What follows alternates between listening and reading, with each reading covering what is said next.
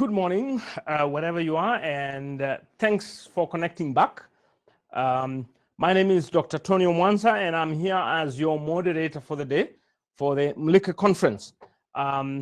It's such an exciting moment to build up from our discussions yesterday and our engagement yesterday, looking at investor readiness, which was a pre-event that targeted at looking at, okay, what are the success factors? What are some of the challenges? What are some of the things that work? What is the landscape like? What's the practice like? And now we build into the rest of the event. And for those who are joining for the first time, Mlika is, just as the name suggests in Swahili, Mulika, which means shine light on. Now, the program was designed to identify and elevate and increase the discoverability of promising startups in Kenya. We've worked over a period of time. A team has worked on it from earlier in the year with nominations and having a jury review and make a judgment on a certain set of parameters. And we've got 100 startups that have been identified through that process, and we're going to be unveiling them tomorrow. So just a glimpse of the entire program. We started off with the pre-event where we focused on a masterclass on investor readiness, and then we switched on to the second session, which is today, and we're going to be listening to some startups that have succeeded in their fundraising journey, different characteristics here and there, and we'll learn what is that worked for them, what didn't work, and what recommendations would they have for the rest of the stakeholders, and particularly startups.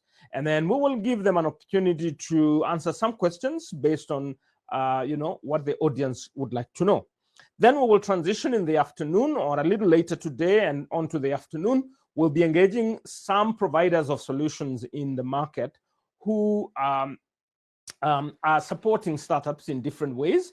And we would like to understand what product do they have, what are their requirements, how do you succeed, what are some of the pitfalls, and so on and so forth. With that, we will then transition to tomorrow, where we will listen to some of the stakeholders who are supporting the growth of the ecosystem, ASEC in mind, Konza Technopolis, Kenya National Innovation Agency, and let's see what is it that the ecosystem is being led into. What are some of the programs and what some of the visions that they have. So in the afternoon, then we will unveil the top 100, and then we'll begin to look at where do we go from here. The goal is that some of these institutions that are behind this initiative are thinking into the future. How do we sustain that momentum of ensuring more visibility and discoverability of startups? So with that background, I'm now going to invite everyone into this session. So let's get energized. You are invited to get active in social media. Our hashtag is rather, you can tag Make IT Africa, ASEC News, Kenya Updates, sorry, and at Bafunde, who are hosting, as well as at UNBI, at C4D Lab.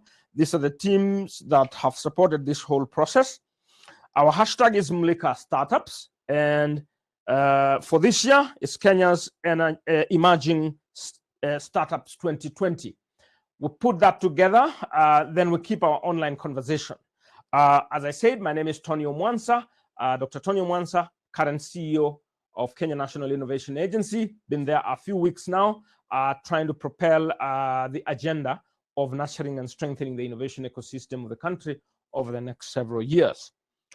Okay, so with that, it's now my privilege to invite some two startups that have gone through some experience of resource mobilization. And of interest now is to invite one startup that is Link, and the representative of Link will be Johannes Den. So if Johannes, you're right there, Johannes, you are invited to come on board. I also would want to invite Rhoda Kingori, who is from Zidi. And these two are representative of startups in the local ecosystem in Kenya who have succeeded in resource mobilization, and we are going to hear their stories. So I don't know if Johannes, you can hear me?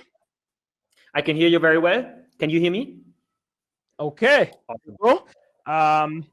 And then Rhoda, are you there? Yes, Rhoda, I can finally see you. So, I mean, the goal of this program, you know, as the ecosystem is growing, there has been specific efforts to enhance, you know, discoverability and support in terms of infrastructure and so on and so forth. And you know, different players. I understand the Ministry of Industry, Trade and Cooperatives is extremely active in trying to get systems in place. We have ASEC, who is coming in from the private sector perspective. And then there is Kenya National Innovation Agency, which is now functional with a substantive CEO, trying to energize and propel the ecosystem from an innovation perspective. And so through these engagements, we're trying to figure out how best can we succeed as a country? How do we plug into the broader ecosystem? What facilitation needs to take place? What policy environment do we need? But again, unless we also celebrate those who have succeeded and empower those who are trying to succeed, then probably we've got a challenge. So the idea here is to try and figure out how do we propel those who have succeeded. And that is the purpose of this morning session. If you can introduce yourself, just to make it a little easier, just introduce yourself and a little bit about your journey. And then also Rhoda does the same. And then we proceed. Just also try and explain a little bit of your fundraising and the ups and downs, the successes and the failures. Just take over, give a few minutes, and then we also do for for both. I just want to give Rhoda the chance to speak first because she just came back.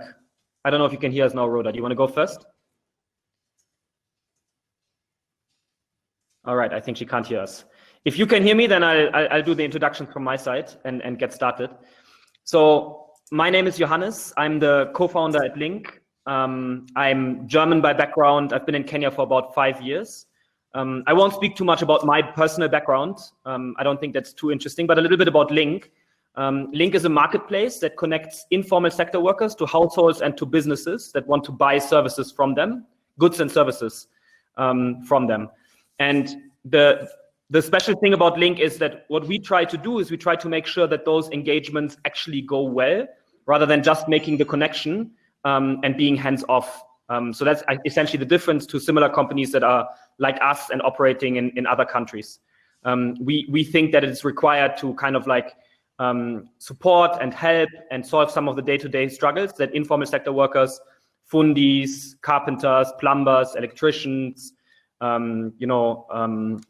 beauticians, furniture makers, and similar professionals have in their daily lives. So by kind of like solving these problems, we make it so that the engagements between customers and the workers go well.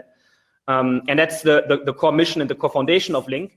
In terms of our fundraising story, we are about now. We've raised money from institutional investors twice. And we've made a lot of mistakes along the ways, right? So I have a lot of kind of like stories that I can share about the mistakes and the challenges that we faced. We were also quite successful, but I think it had more to do with persistence and grit than that.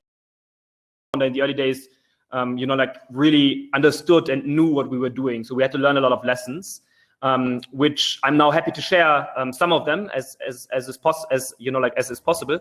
And I'm expecting that some of the viewers are now at a similar stage in their journey where maybe they're starting out, are trying to figure out how they can raise their first round. Maybe some of them have raised an angel round, a small round of money, and are now looking to raise a larger round to scale up their businesses. And for us, maybe just briefly summarizing some of the challenges and then perhaps some of the successes. What was like for us in terms of the learning journey, one of the biggest things that we had to understand is that startups having different phases in their growth and in their establishment and in their scale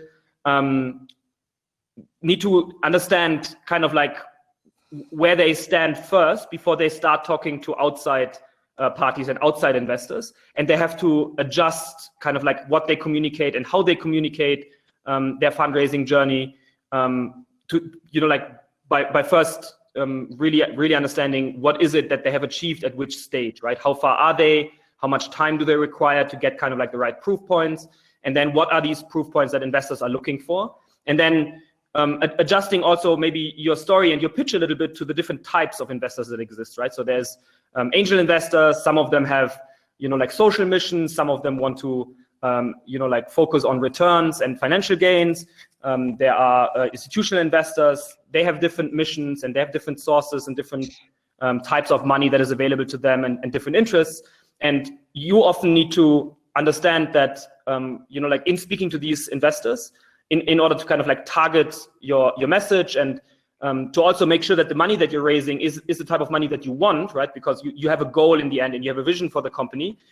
You need to speak to these investors in the right kind of language, in the right kind of terms. And you also need to then make sure that there's alignment between the types of investors that you're talking to and the mission that you have as a business, right? So there are investors that might have a strategic purpose for you as a company more than only providing financial investments. And then there's investors, like which you primarily want to have on board because maybe in a later round when you want to raise more money, they have the ability to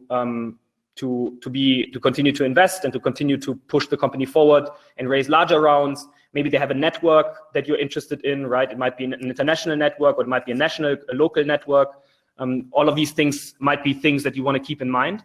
And then all of that needs to be, as I said in the beginning, kind of like put in the context of where you stand as a company, where you see that the company will be in a year from now or like in the near future, and what kind of questions do you still need to answer? And some of these questions you need to answer quickly so that you can actually have these conversations with investors. So kind of like putting all of these things on like in perspective and taking them all into account, and then speaking to the investors that you're speaking to in a way that kind of like makes sure that you're going towards the goal that you have, as opposed to just having random conversations with lots of people that may or may not lead anywhere, because maybe there isn't even alignment to begin with between you and the investors that you're talking to. Obviously, it's always good to have many conversations and speak to a lot of people, but it's also important to kind of understand what you want and then what is the closest path for you to get there, and how to approach these conversations. So that's on a kind of like high level. I think one of the things that we had to learn at Link, right? Like how really to target our efforts. And there's lots of mistakes made along the way that I haven't mentioned, and that maybe we can go in through the conversation. But I don't want to talk for too long. I think Rhoda needs to introduce herself as well, and then maybe later on there'll be questions or follow-ons. Helpful. I will jump over to Rhoda. Can you give us a little bit about yourself, your little experience so far? Yes, no problem. So I am Rhoda, co-founder of ZD. Sorry for the technical hitch, but I am back now. So ZD is an end-to-end digital learning solution tailor-made for Africa.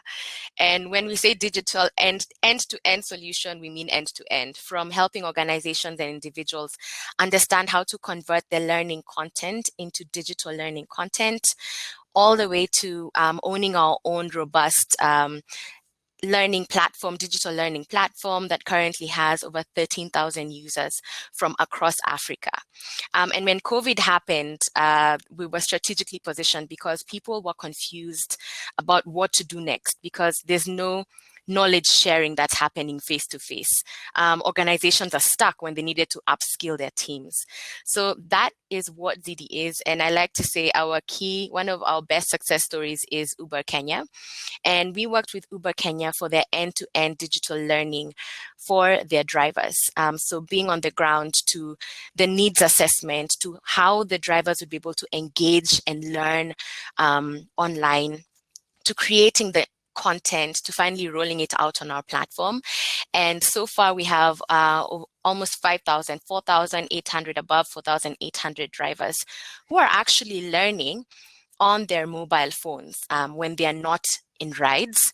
And this year when COVID hit, we needed a really fast and efficient way to get the information out to them, to prepare them and help them protect themselves as COVID was striking and there was a lot of confusion. So we actually launched SMS learning for the Uber drivers. And they were able to learn in a period of 1 week, getting daily lessons to protect themselves. And we had over a 97% completion rate. So that is who we are in a nutshell. Dr. Omwansa, do you want me to just dive into what our journey has been so far? Okay. All right, great. So our journey began 3 years ago. And the first year, we like telling this story because it's the realities of when you have a really innovative product that nobody has thought of or engaged with, especially in your market, you will probably have to do bootstrapping. And it's not always the point that you will get investment funding immediately. So be prepared for the fact that you will have to bootstrap. And this was founder and shareholder capital. Joyce, our founder, had to sell her car.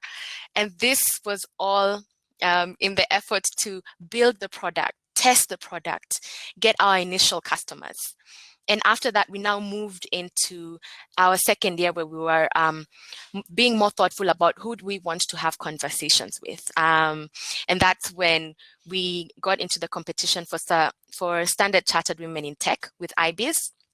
And from there, there was about 250 women-led startups that applied, and we got into the incubator. So this was a combination of a grant and an incubator. And what we like saying is, just as Johannes had said, it's not just about money, because we got the $10,000 grant, and that was really great in terms of just validating that our idea is not ridiculous and people believe in it, but also going through the process of learning from experts, getting mentored, to the networks and the connections that you make. In fact, for us, we would say the biggest value was the lessons we learned and the networks we formed. Because from those networks, we were then able to get introduced to the investor. This is Keppel Ventures, who invested in our pre-seed fund. And we had those conversations, and that's where we are so far. We were going to launch into our third round this year, but we were in conversations and then COVID happened and everything froze for a minute. And there was ultimate silence, and we realized we have to decide what we're going to do strategically. So we decided not to focus on fundraising, but focus on building our revenue, our sales pipeline, growing the organization.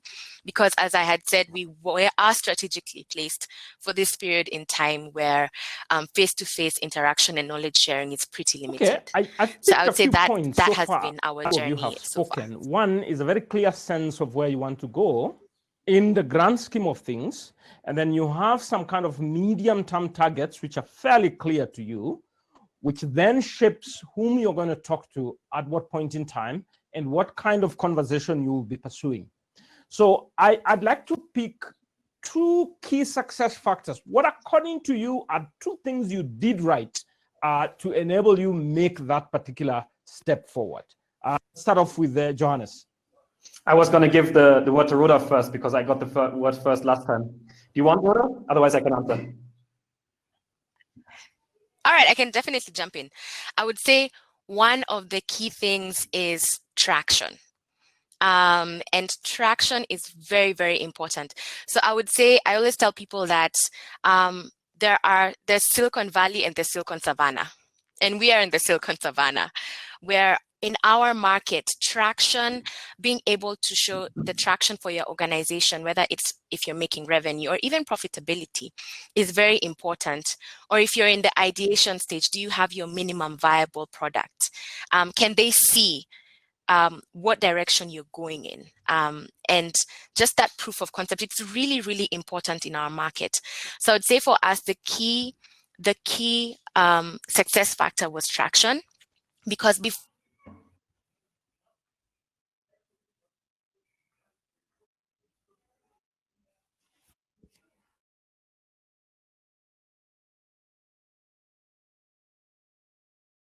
these conversations, we had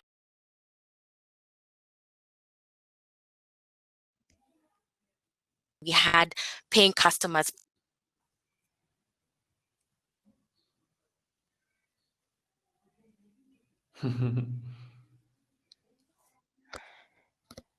Is it frozen? Johannes, can you hear me? It was frozen. We can hear you now. Great. So I was saying, other than traction, where did I drop off? But I was basically talking about traction, and how it's very important to have traction in this market to show that your is efficient. Great. So what I hear from you is that from your end, you've got to have your product in place. You know, you've got your business model and you've got some users and some revenue and so on and so forth. So you do your part. Now, one of the things I want to understand, maybe Johannes, if you want to go, or Rhoda, if you want to go, is, you know, in your approach, in your engagement, in your interaction with the investors, whether it is a question of deciding who to talk to, whether it is a question of how you spoke to, whether it's a question of when you spoke to, you know, and so forth. I want to see what are some of the key things that you think ticked for you in that movement from yourself into finally having this kind of support. Do you mind if I answer, Rhoda? And I really like what you said about traction, Rhoda. I think that's super important.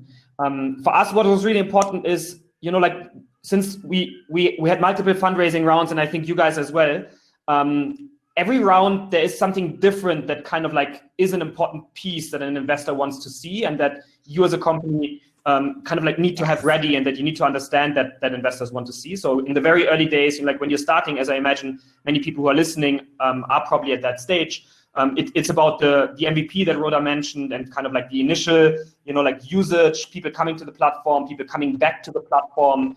You probably need to have your analytics ready, so you can show, okay, so when I sign up new people, many of them are coming back. That means my product, they like it, they enjoy it. I'm not yet making a lot of money perhaps off them, right? Maybe that I'm at a stage where I'm making a little bit of initial revenues, but I haven't yet fully figured out how I'm going to make millions of dollars, which comes later. But I do know that my customers love my product. That's, I think, stage one, and that's kind of like the seed round or the pre-seed round that Rhoda mentioned. Often angel investors are in those, and the conversations you're having with these angel investors is often about what is the key product, what will in the future be the revenue model, but like how much do people really love my product? And then comes the next round after that, right? Then the conversation starts shifting, and investors start asking, okay, so how much money are you making? How many people are you currently getting, right? Like, tell me, is it thousands, or are we talking about fewer than that? And then it keeps going up from there, and the conversation keeps shifting, right? So, you know, like in the Series A kind of round, where people are mostly interested in growth, and they want to see, can this company be 10x what it is now, 100x what it is now in the future? The proof points have to be, you know, like I can sign up customers at a certain cost, right? I do marketing, I spend a certain amount of marketing, but then I earn a certain amount of money back from that marketing, right? The users are spending a certain amount of money on my platform.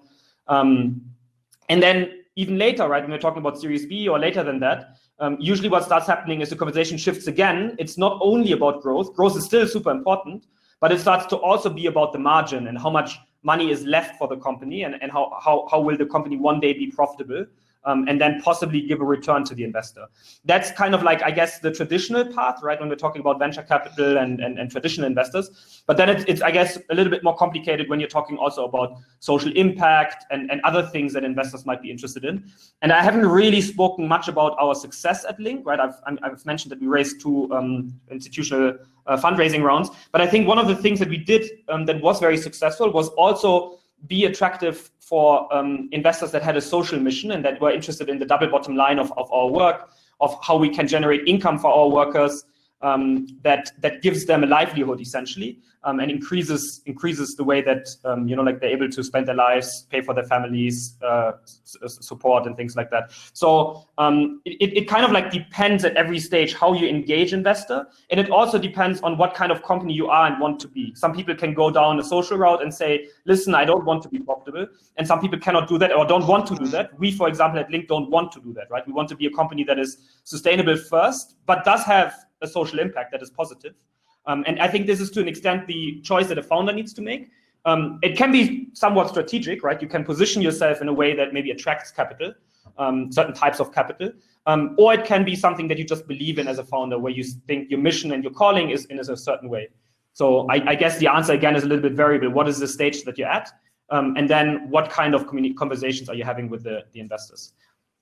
That's from my side. Very much. I mean, I can see how much your level of confidence and clarity about where you are, which then kind of shapes where you want to go. Now, I'm going to ask you a little bit about some of the mistakes that you have had. But before I do so, I have a question here from one of the participants, and it goes as follows.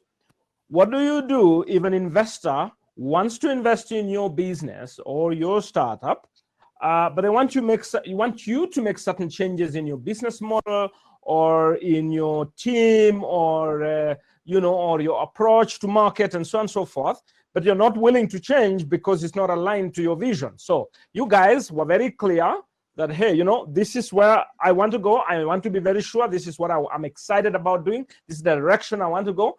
But then you got this guy want to give you some support, but they want you to make changes. How do you strike a balance of that? You want the money and you love your business.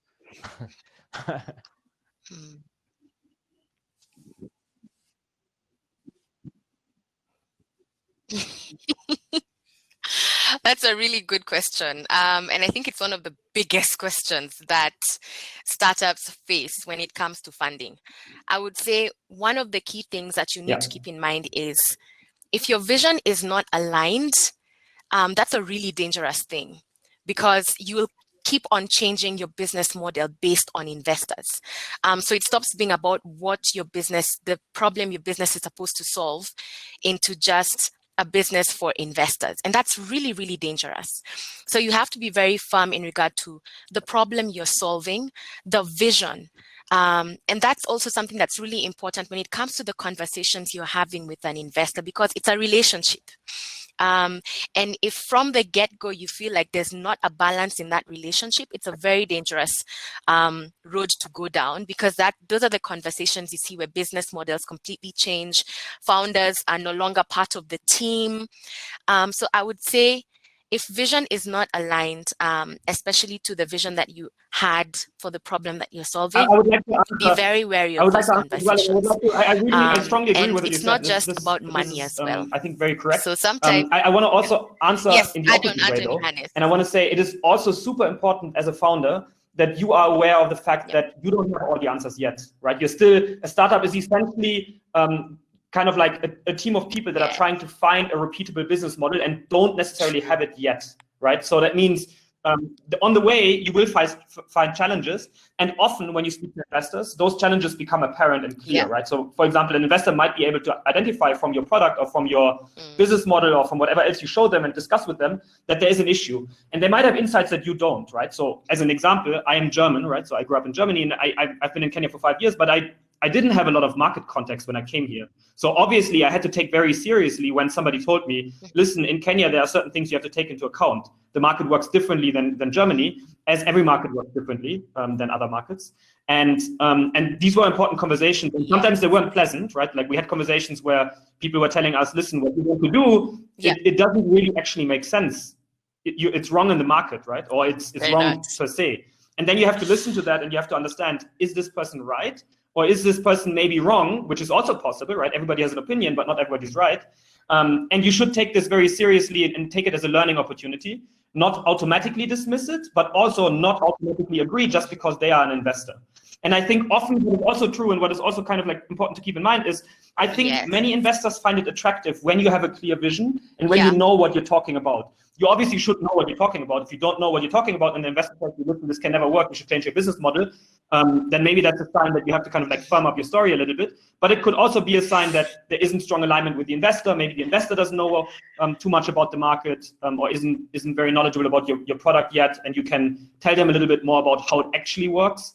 And why the issue that he's having with your business model isn't going to be an issue later on, or is not an issue even right now because you've already addressed it. So I think a lot of these conversations are kind of like sparring sessions where investors are telling you, here are the 5 problems I'm seeing, and you're saying, well, 3 of those problems are the problem, and 2 of these others I'm going to solve later, and here's my solution for that. And that's often how I think you have to approach it. And then also, of course, take very seriously when they identify problems that you haven't yet identified. Yeah.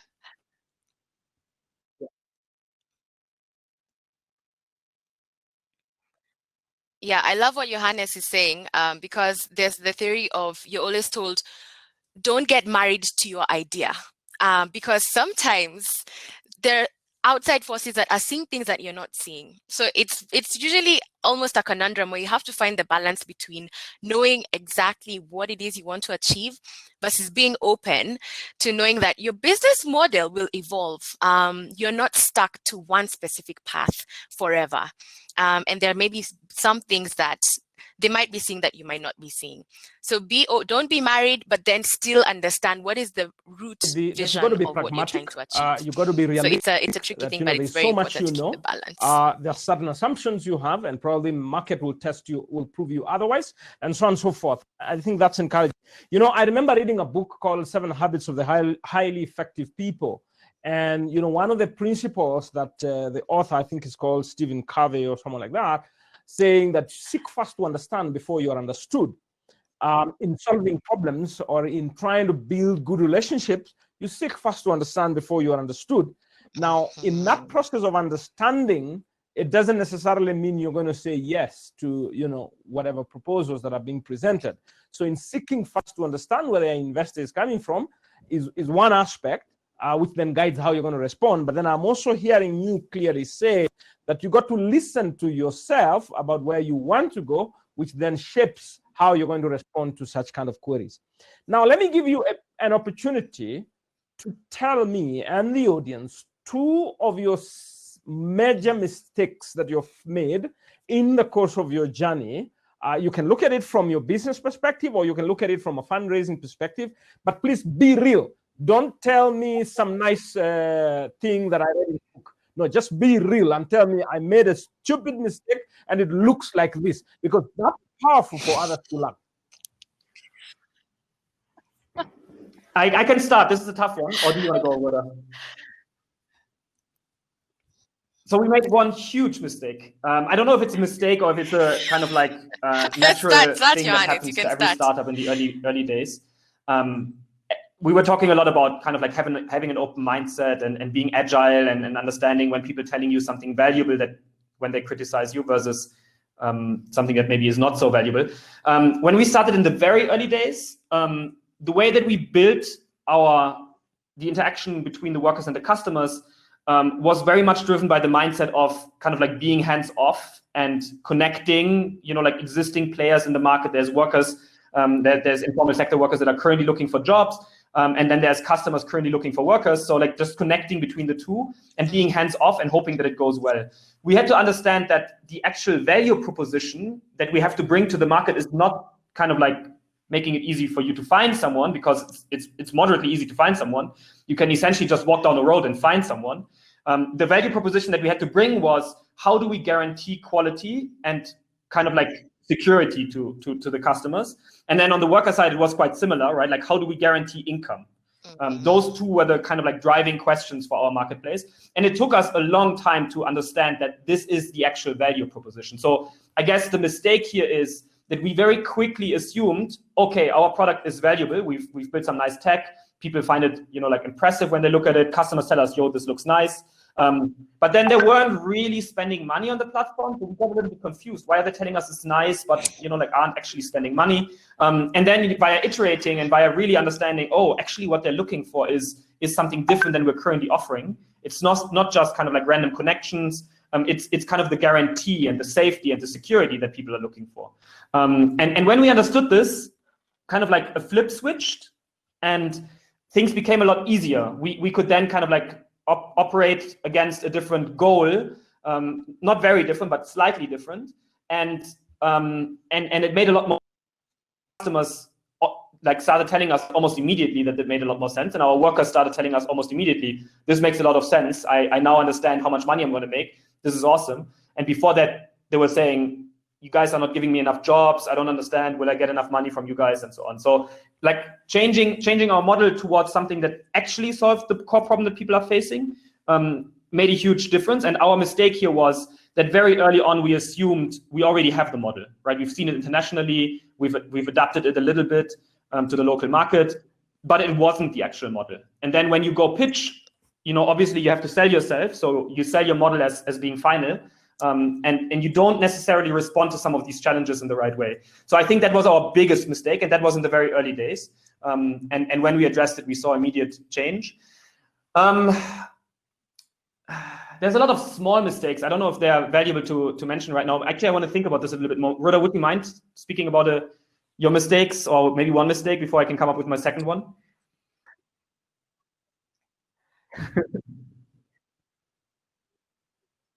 No problem, no problem. In fact, for us, and we were having this discussion with Joyce, and she was saying, if we knew this in the beginning, and that is co-founding, your co-founding team, guys, this is incredibly critical. So if you're going to go for a technical sort of business, have a co-founder who is a full-time CTO. Right? And this is really critical, and it covers you on all elements, because as your business is growing, you need a lot of sacrifice time, so that maybe one element of the co-founding team is pitching for funding, strategically pitching for funding, because guys, pitching for funding is like a full-time job. It's very, very intensive. So while that's happening, operations still need to be going on, and technology still needs to be going on. So when you're founding your initial team, make sure that the full co-founding team is pretty invested in it on a full-time basis, because it takes a lot of time, effort. And initially you'll feel like everything is fine until it reaches a critical stage in the focus. And if that is not there, areas in the business that are taking much longer to iterate, to change, and that's because you don't have 100% focus. And that also comes into fundraising, because you need support on that side as well. So if you're able to get somebody who has the technical skills and understands key elements maybe, and jumps straight into fundraising 110% while there's operation still going on, that's really efficient. So I'd say get somebody with the same vision for your co-founding team, get somebody with the technical skills, and get somebody who is 100. They're all fit in. There's no toe peeking out. Because that's a really big thing that we have been going through and figuring out how to balance that, especially when it comes to things like fundraising, because I know Joyce and I are in key operations, and that's essential because the business is growing. But who is going to stop and are we going to drop our operations and focus only on fundraising, or focus only on operations and drop fundraising, which is why we make decisions the way they are. Yeah. So co-founding team is pretty essential. I super strongly agree with that. I have start right. It also sometimes requires some quite tough conversations among the early founders and like friends, because sometimes there are different strengths that people have that might kind of like force a conversation about what kind of roles and tasks and the distribution of those is among the team members. I completely agree with that. I also think in the early fundraising rounds, the team is one of the most important factors. So if you can sell yourself as a very effective team that is very well set up, that is almost, I would say, maybe even more than 50% of the picture. So if you can really explain why everybody's doing what they're doing and why they're good at it, maybe they've done it before, they have some relevant experience. That's super strong. We didn't have, I think, so much a team challenge at Link, because I'm quite technical. My co-founder is also quite technical, so maybe not such a big issue for us. I think my second challenge that we ran into, and it doesn't really have to do with fundraising so much as maybe kind of like a strategic and kind of like a decision-making thing. For us, a challenge was that, as I mentioned earlier, like at multiple stages in our development, we thought we had the product now and we're like ready to go. And it just wasn't quite true yet. We needed a couple more iterations. So we scaled prematurely as a result, right? Like rather than really digging in and saying, can we please double check, is this actually the product? Do people pay money for this? Do people love it? Do they tell us they love it? If we ask them, if we shut it down tomorrow, will you be sad? Will you be very upset? And they say yes, then probably you have the right product. And if they say, you know what, I don't mind so much if you guys shut down, it's like hasn't changed my life that much, then you don't have the right product yet. You can't scale this. You can only scale it when people love it to death, and when they kind of like, I don't know, would do crazy things in order to buy from you, right? Like let's say you have a tech glitch and they still come, right? Like that's a sign that you have the right product. You should fix your tech glitch also. But those kinds of signals, I think you have to really dive into and understand. And you have to ask your customers the right kind of questions to understand that you're there. And we made the mistake a couple of times that we asked people, maybe let's say the wrong questions, where maybe the questions were a little bit leading and people said, yes, we love you, like your product is awesome. But it wasn't so much that I think we led them to answer that way a couple of times by the way that we asked the question. And it's super difficult to ask the right questions. I think that's an incredible art. But then as a result of those answers, we said, okay, we're ready. Let's go scale. Let's do the marketing thing and let's get more customers in. And we then had to take a couple of steps back and say, that didn't go as well as we thought it would. So what do we need to change? And if we would have been a little bit more, let's say, prescient and like understood that we are at that stage of our company and that iteration is going to be necessary for a couple more times in all likelihood, then we would have avoided some of these, let's say, setbacks and would have been able to operate more agile in the early days, to then find the final like correct model and then go, right? And then really press the go button. And we think we have that, like have had it for a little bit of time now, but it took us longer than it should have to get there. And that is something that maybe I want to instill on people, that sometimes you're excited about your idea and you think, okay, like what I have is good enough. I can pitch it, I can sell it, I can market, I can do marketing, I can grow it. And many people start thinking about marketing way too early in their journey, when actually they should be thinking, is my product the right one? And what kind of proof points do I have? What kind of data do I have to back that up? And the data you have to have needs to be good. You can't just make stuff up and hope that it goes well, because otherwise you're failing for no reason, right? When you might actually have had enough time to adjust your product and then get it right and then press the go button. So I think that kind of mindset was an important learning for us. We developed that mindset, but could have done so earlier. Yeah.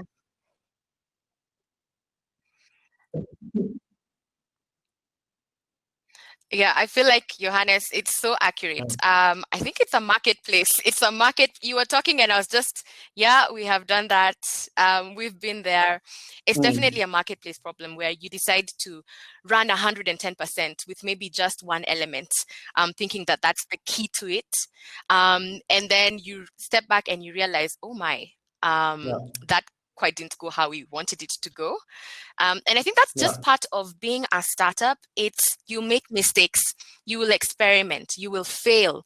But the thing is, are you learning from those failures? Because that really is the key to switching your mindset and changing your business model to be more effective. And we also went through the same experience, just focusing on one track. And we had to stop. We literally paused everything and took a step back. Sorry, to fully analyze and see where are we getting this wrong. And then finally rediverting to a business model where you're actually nailing what the pain is. And when you do that, you actually see things turning around, conversations start flowing faster, more smoothly. People understand when you're pitching, or they come to you. So I feel like that's, I can feel it from your heart, I can feel it from your countenance, I can feel it from your body language, which demonstrates to me that the investor is looking at you, because tomorrow you're going to face certain challenges. You don't know how the business is going to perform. You'll give your best shot, but the level of commitment and excitement and enthusiasm that I see in you as a co-founder gives me some kind of confidence that whatever happens tomorrow, you look like you'll navigate. Now, let me ask the last questions as we kind of transition to a closure. Is what was your main source of finding the right financial partner? I'm now calling them all financial partner, calling them investors or whatever. What was your main source? Is it your networks? Is it the accelerators and incubators? Is it you just research around, or do these people approach you based on how your business is performing and they can access details about it online? What are some of the key sources of getting the right financial partners? Do you want to go first or should I go first?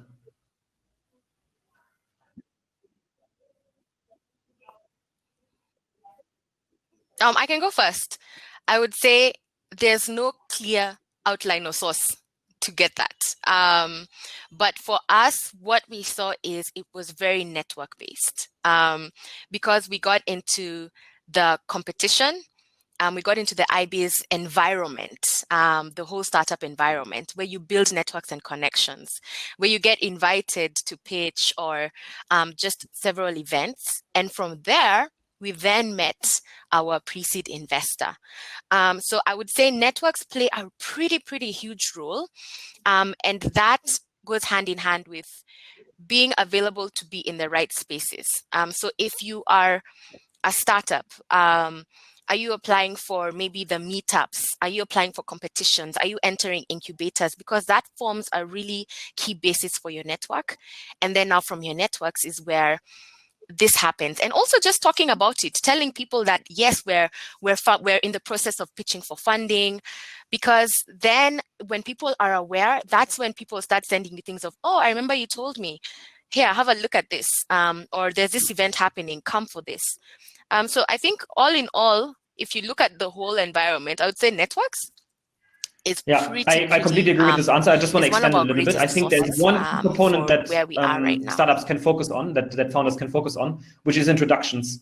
I think if you want to speak to an investor and you kind of like, I mean, you reach out through your network, so it's essentially the same answer. But if you want to get kind of like close to an investor and you want to start pitching to them, find out who knows them, maybe who has already received funding from them, because investors often most like introductions from other startups that they like, right? So if they believe a founder is a strong founder and that person introduces somebody else, some of that trust kind of like extends to you. So I think that's a super important kind of like way to get introductions and a way to get an in, which I think many early day founders struggle with, is it's like focus on introductions, figure out who knows them, how they know them, and how you know them, which is essentially the same answer, right? Because it's network. You need to build a network. You need to know other founders around you. You need to make friends.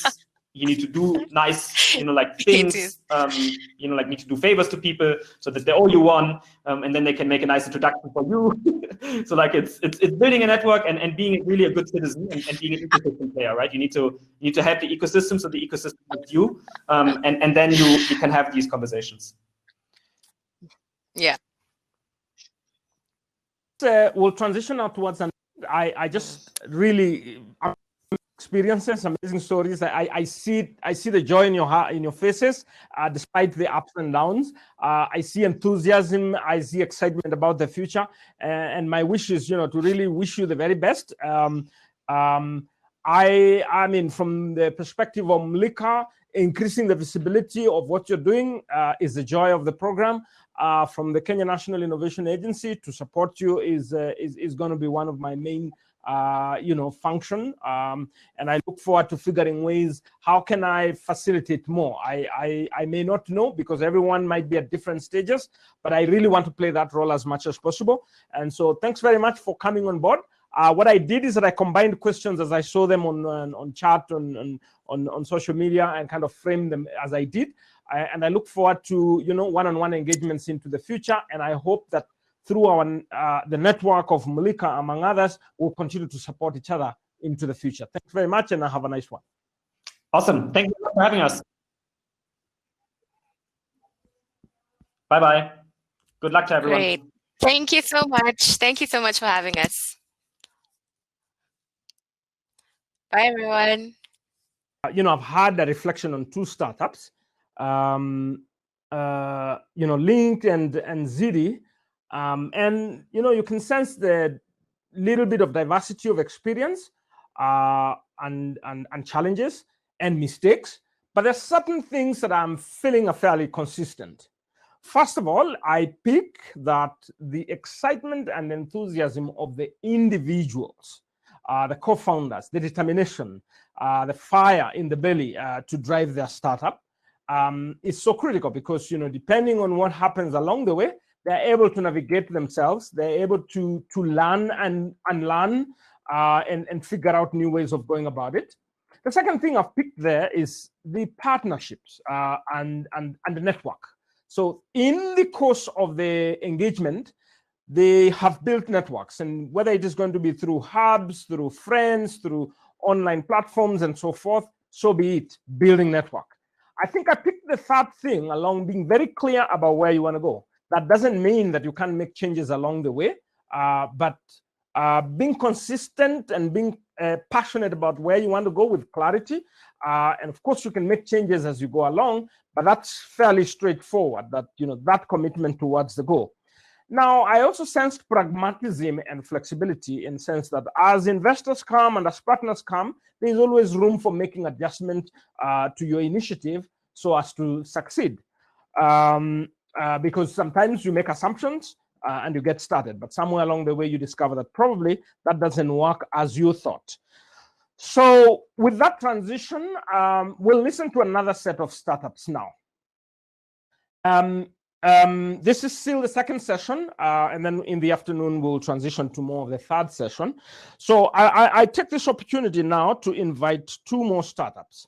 Now, before I do, I just want to remind that, our partners behind this program have been Kenya National Innovation Agency, Make IT, which is a GIZ program, University of Nairobi, C4D Lab, ASEC, who have supported this program, which is just kind of designed to help build the next level of startup by increasing visibility on those ones who are succeeding. The more we celebrate startups, I think the better we become into the future. So with that, I invite you to participate on social media. We've got following hashtags at #Mlika Startups and #Kenya's Emerging Startups 2020. And you can tag Make IT Africa, ASEC News, Kenya Updates, at Bafunde, and so forth. Now, I want to invite the next group of startups, and in the room already is one of the founders of the two startups we're going to deal with, which is Solar eCycles Kenya and Acacia Innovations.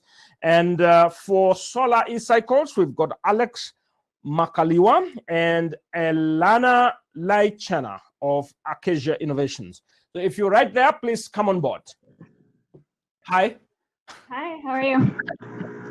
Can you? Alex, is there by any chance? Okay, so coming on board, I think the technical team will reach out to him. Just proceed, introduce yourself, and tell us a little bit about yourself.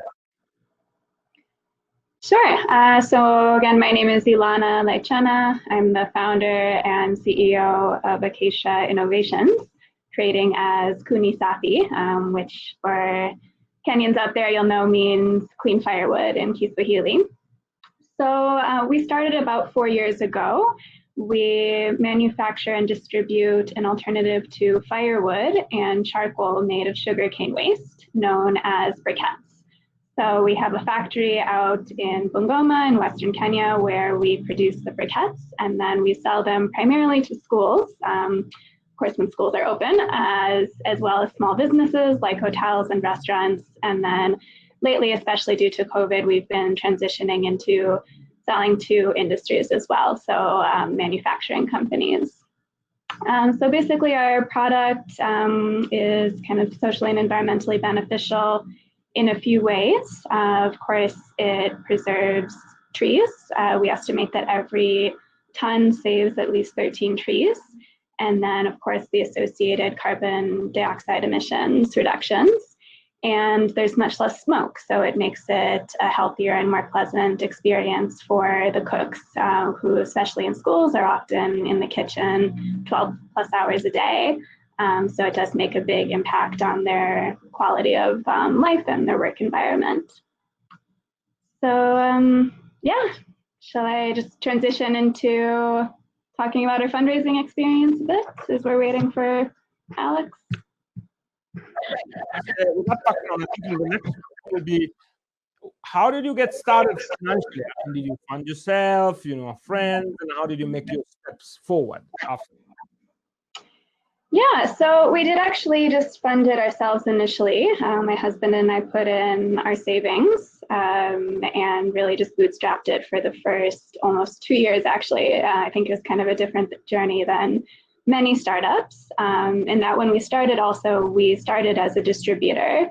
We were buying a similar product from sugar companies and then selling to schools, which I think made sense because it allowed us to build the market and really figure out how to do the logistics aspect and distribution efficiently, as well as really how to brand ourselves and so on. But when we started, we kind of thought, you know, well, we'll do it for a few months, we'll make profits, and then it'll just be like off to the races, everything will be great. And of course, it's never really as easy as you think when you start out. But yeah, initially when we did start, we really weren't even thinking about fundraising. We thought we would just kind of bootstrap our way to success. But then about 2 years in, our demand from our customers started to exceed the production capacity from the manufacturing partners. And we realized we needed also to go into manufacturing to be able to control the supply and especially to control the quality of what we were getting. So that's when we really had to raise money to set up our factory. So yeah, at that point, it's been an interesting journey. We've had really a mix of funding sources. Initially, the first real money we raised, other than we got some initial prize money from the startup energy transition competition in Germany. So that was like a nice kind of appreciation. But then the first significant money we raised was from a local group of equity investors. It's a network of Kenyan business people. And that was a really great partnership since they brought a lot of expertise to the table and networks within Kenya, as well as the financial resources. And then additionally, it's been a mix of asset financing for machinery from a local commercial bank.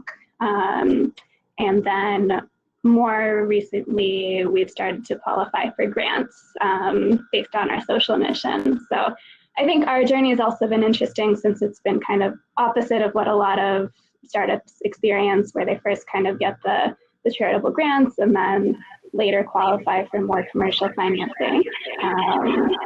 Whereas we found it was a bit easier initially to get actually the commercial investors interested. I think because we were already in the market for 2 years and we could demonstrate some traction, we could demonstrate that the unit economics worked out.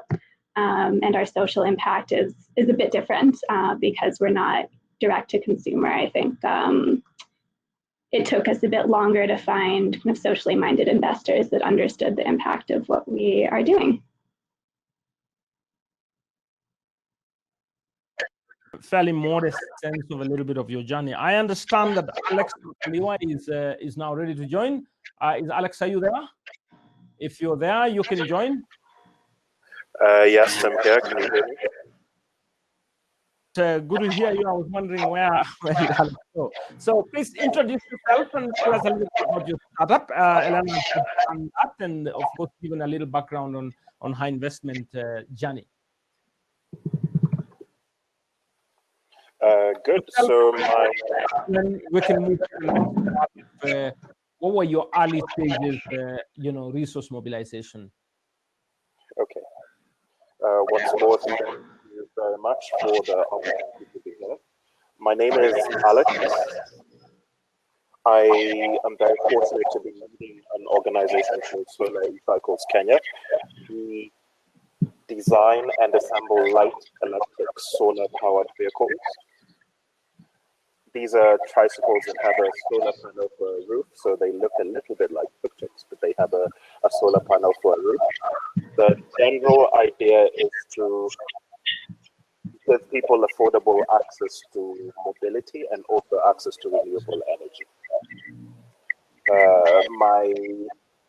Our fundraising journey has been a little bit of what Elena was explaining earlier. So right from 2016, we have been very fortunate to win a couple of grants that have allowed us to build a minimum viable product. We have also had interactions with customers who thankfully now we can both qualify and quantify the value we are adding to them. So we are trying to, on the one hand, seek the patient capital, but on the other hand, continue demonstrating demonstrating value to our customers, and hopefully towards the end of this year, to the second half of next year, we will begin raising capital from investors.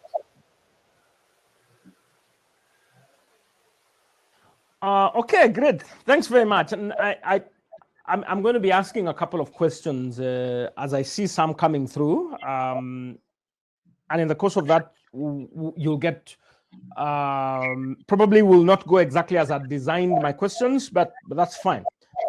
So my first question for the two of you is, how would you advise picking up, trying to balance between grants, angel investment, and any other form of fundraising at the initial stages?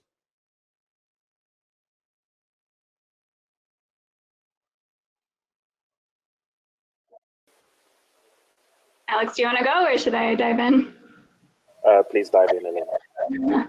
Okay, well, I would say, grants are super useful in, I think, giving you some flexibility and some freedom to kind of explore and really figure out what your mission is without the expectation of a financial return. So I think if you can get grants, by all means, go for grants. But the downside, of course, is that it is work to administer and to just because they're not looking for a financial return, they are looking for their own metrics and their own reporting. And so it's not really free money in the sense that there's no strings attached. And so I think you do need to make sure if you're going for grants that you have a team that can administer it, that can keep proper financial records, that can comply with any requirements they have, and that really is going to deliver impact, because I think with grants, you also want to make sure that whatever you're doing generates a social and environmental return, if not financial. But I think, yeah, otherwise it really depends what you're trying to do. If it's, things just like machinery, vehicles, and so on, we found that loans are really the most appropriate, and, that it's a straightforward kind of calculation. If you are making money off of any machinery or vehicles you purchase, you should be able to afford the loan. If you're not even making enough money to afford that loan, then you probably need to look at what you're doing.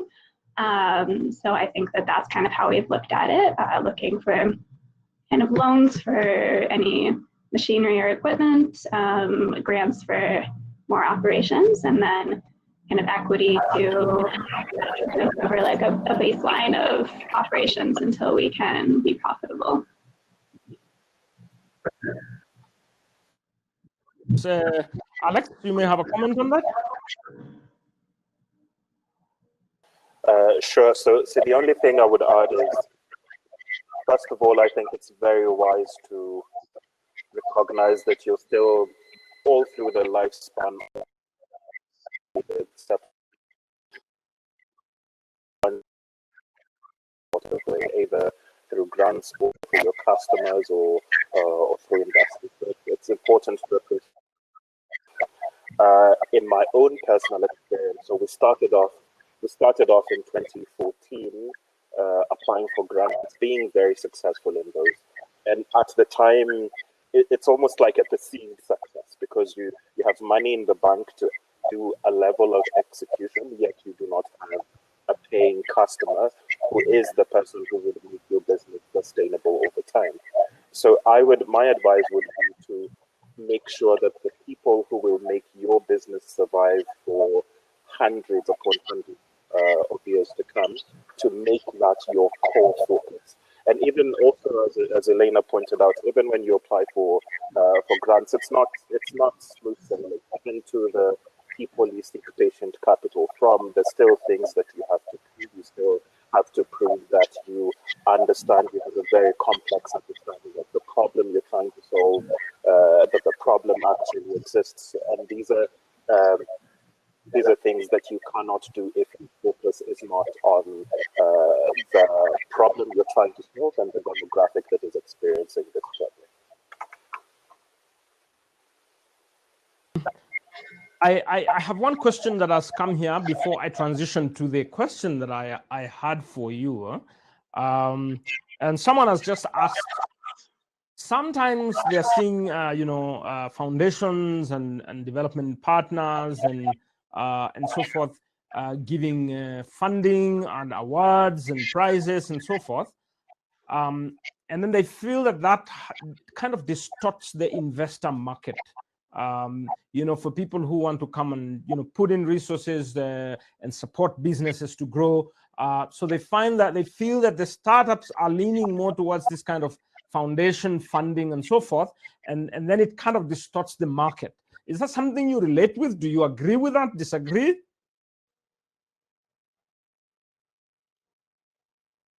Yeah, it's an interesting question. I think my question would be, where are all of these investors who are kind of willing to invest in very early stage companies at relatively small amounts of money?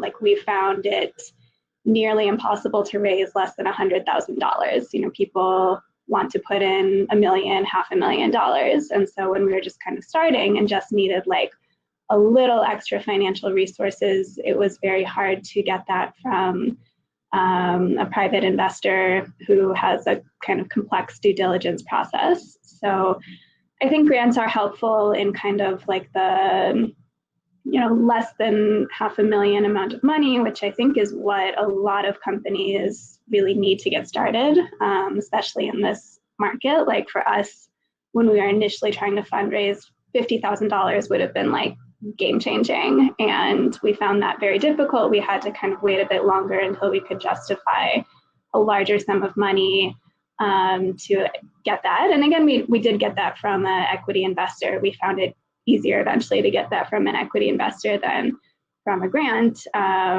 So for us, it wasn't really distorting the market, but I think you need both. I think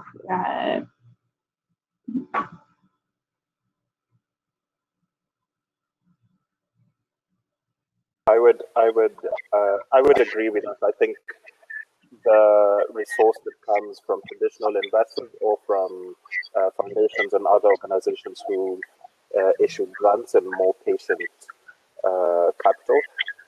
In our experience, these two sources don't compete with each other. There's very clear ways in how they can complement each other, and one helping the very, very early stages of a business, and de-risking the investment for people who can come in at a later stage and really help these startups achieve scale. So I think I agree. I think there's space for both. So let me transition to the next part of my questions. So I have two more sections of my questions. Now I'd like you to tell me two things, and please be real. Don't give me a book answer. So tell me two things that you think you did well that made you succeed. And just imagine you're talking to a startup that, they're probably at the early stages. They've got some very promising product and business model, and they're beginning to think about fundraising. So please give me two things, and I'll start with you, Alex, that you feel you did and they worked for you. Now, that doesn't mean you didn't do other things that didn't work for you, and that's fine. But give me two things that really worked for you.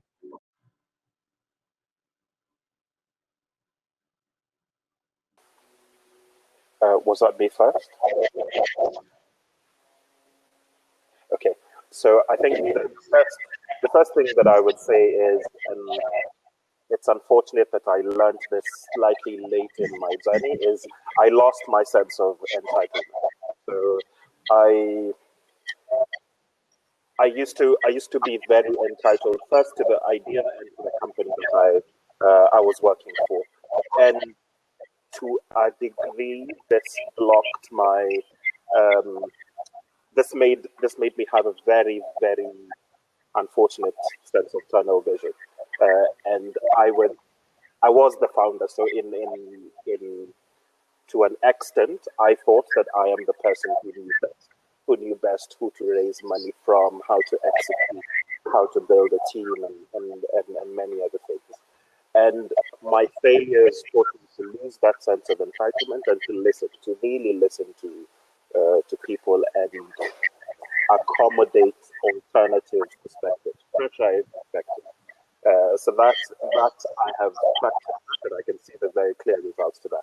The second, and this is very personal to me, I have a huge deal of respect for founders who are able to get a company off the ground by themselves. I have not been able to do that, so I have had to rest on other people and really build a team around me. And my one thing that I say to this day is I would love to have the opportunity to start other companies, and I will never do that alone. I will always have a co-founder. I will always try to build people around me who can complement the skills I don't have, and people who can listen to, who I can listen to, and also people who can be very, very brutally honest. This morning, my chairman and I had a very heated and honest discussion, and I think when we're trying to get a vision off the ground, it's very welcome to have a team around you, people who can be brutally honest with you, people who you can honor their honesty before honoring whatever sense of entitlement you had to being offended. And I think that those two things have worked very well for me. Losing my sense of entitlement and building a team around me. You know, what I'm finding interesting about your reaction is that you're actually saying you can't isolate yourself from the business and from the fundraising. In other words, these things are interconnected. You can't just walk to a fundraising effort when you haven't sorted out some internal issues.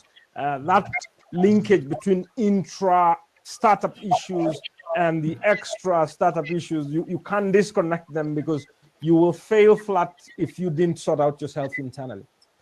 What about you, Elena? Two great things that have worked for you. Yeah, I think the first is really finding investors who could add a lot of value other than just the money they put in. So having, in my case, investors that are all based in Kenya, that run their own businesses, has really added a lot of value, both in terms of networks, in terms of advice, and just kind of understanding the realities of the ground. So I think that I've enjoyed that experience. I think it's been like a kind of a value add as much as the money that they brought to the table.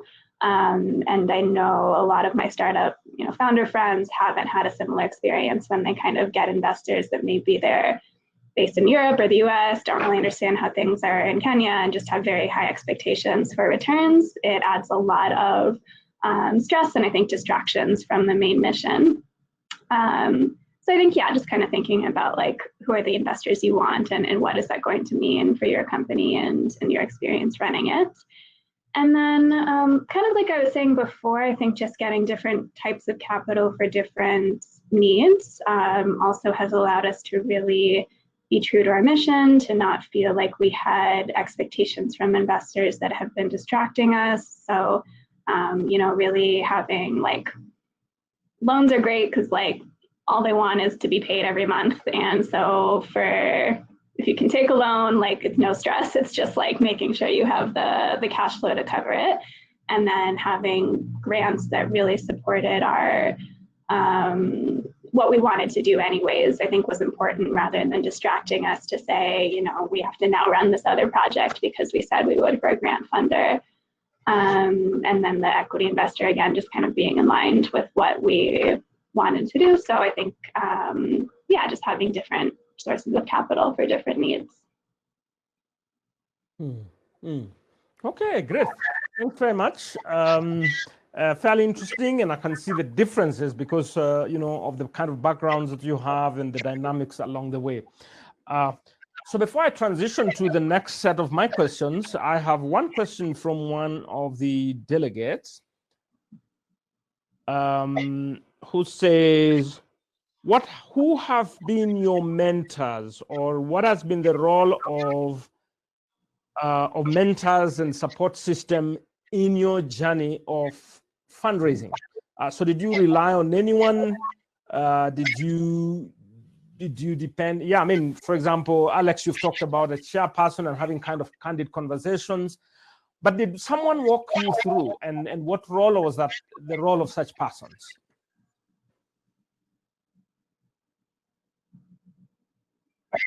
So for me, yes, I've had I've had very many people walk this journey with me.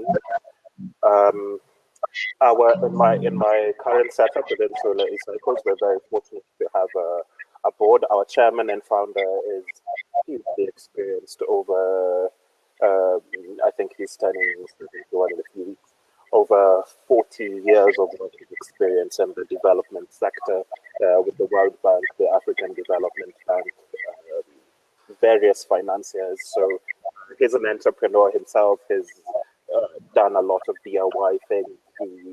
He knows the language that financiers speak and investors speak.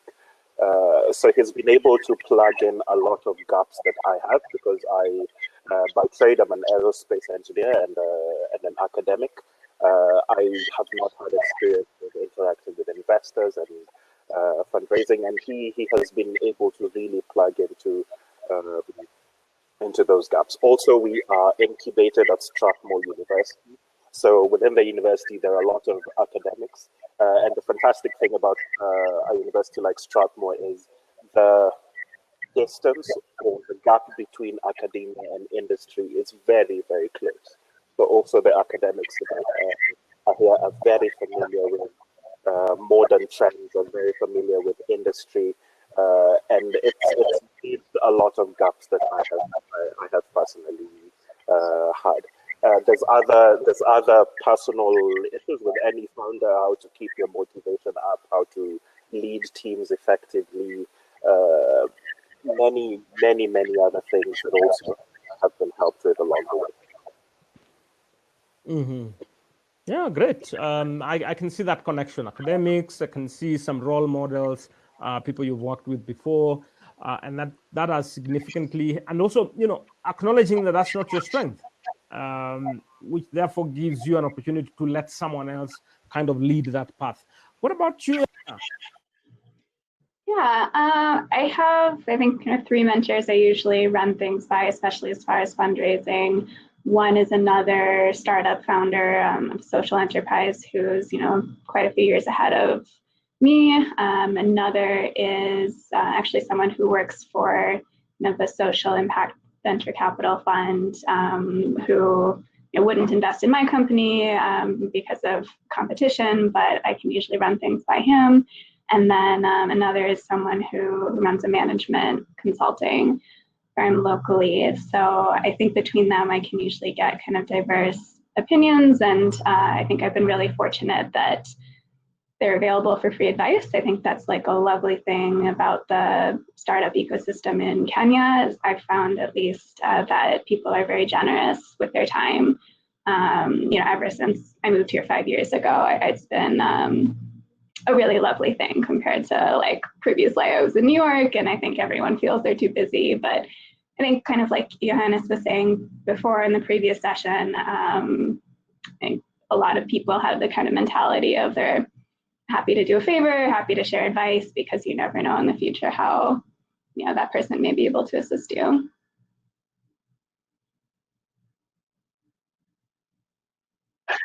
I can see more questions coming. I think you provoked more questions based on your responses.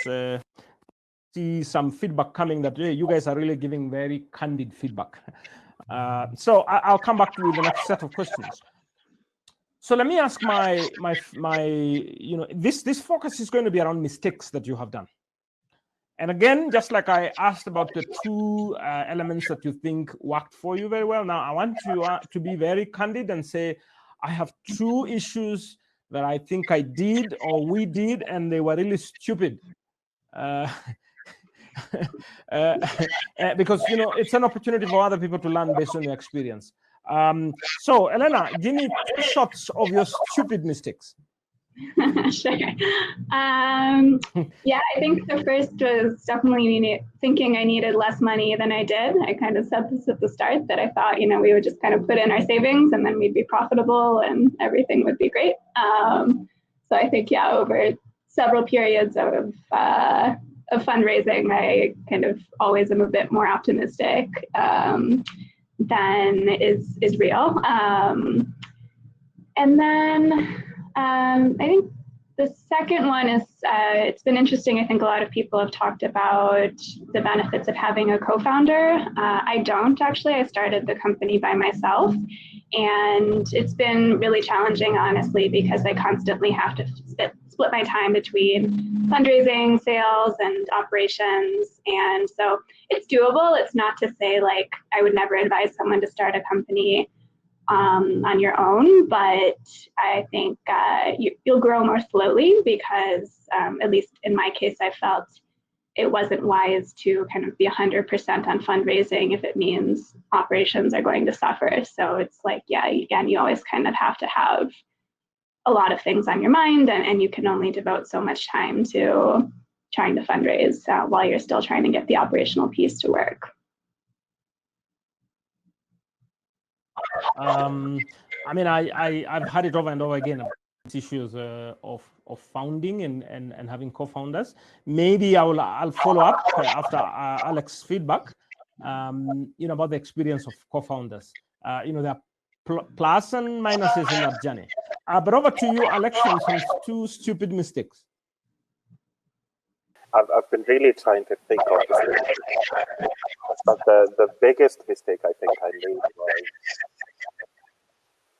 our first grant was significant. It was an incredible amount of money, as Elena described it. For us, it was life-changing. And the perks that came with this level of financial latitude is we would be put in front of audiences to share the vision, and we had a lot of what I would call success. Because if you Google our name, or if you Google the company name, you would see all these fantastic things that we have done, all these fantastic platforms that we have done. But when you question the detail of how many people we have helped, how many products we have sold, these very important core metrics, we didn't have an answer to that. So for me, and I limit this to my own personal experience of what grant funding has been like, if you're not careful and if you don't have people around you who can keep you very grounded, it is very easy to get roped into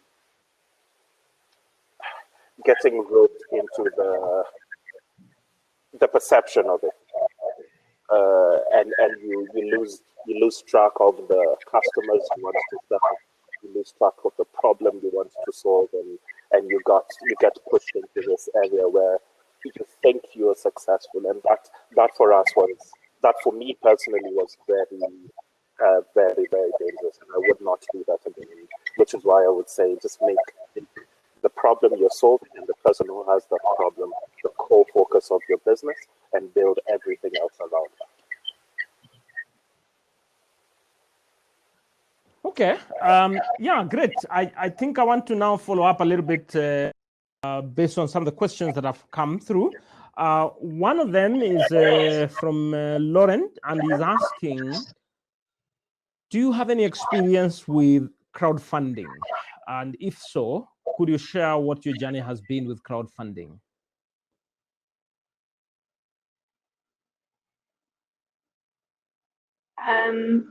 So for my end, I haven't crowdfunded for the business, but I run a crowdfunding campaign every year to raise money for scholarships for girls from Kibera.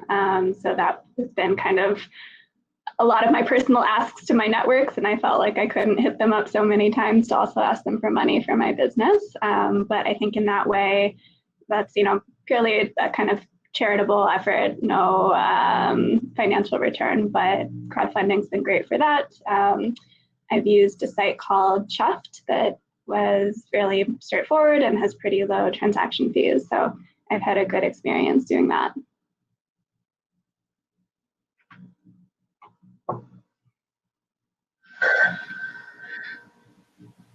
So yes, for me, I haven't. It's been a number of years, nearly 6 years since we did any crowdfunding. We ran a Kickstarter campaign in, I think, 2015 or 2016. It's quite a few years ago. Thankfully, that was successful. I think, like any other fundraising effort, you have to know what the buy-in from your audience is going to be. crowdfunding for me is a very good way to go about raising funds, because you can raise a lot of money from a huge audience, so you can really get your message out there, especially in this age of social media. You can really push it. It's been a couple of years since we've done that, and going forward, I don't think we will do that specifically for the business. So my experience is good in that sense. Okay. Now let me follow a little bit on what comment was, Elena, about co-founder. Seem to both kind of strongly indicate that it is valuable to start off with a co-founder. So is that a resounding yes? Are you absolutely telling us that, please don't try to do this thing alone?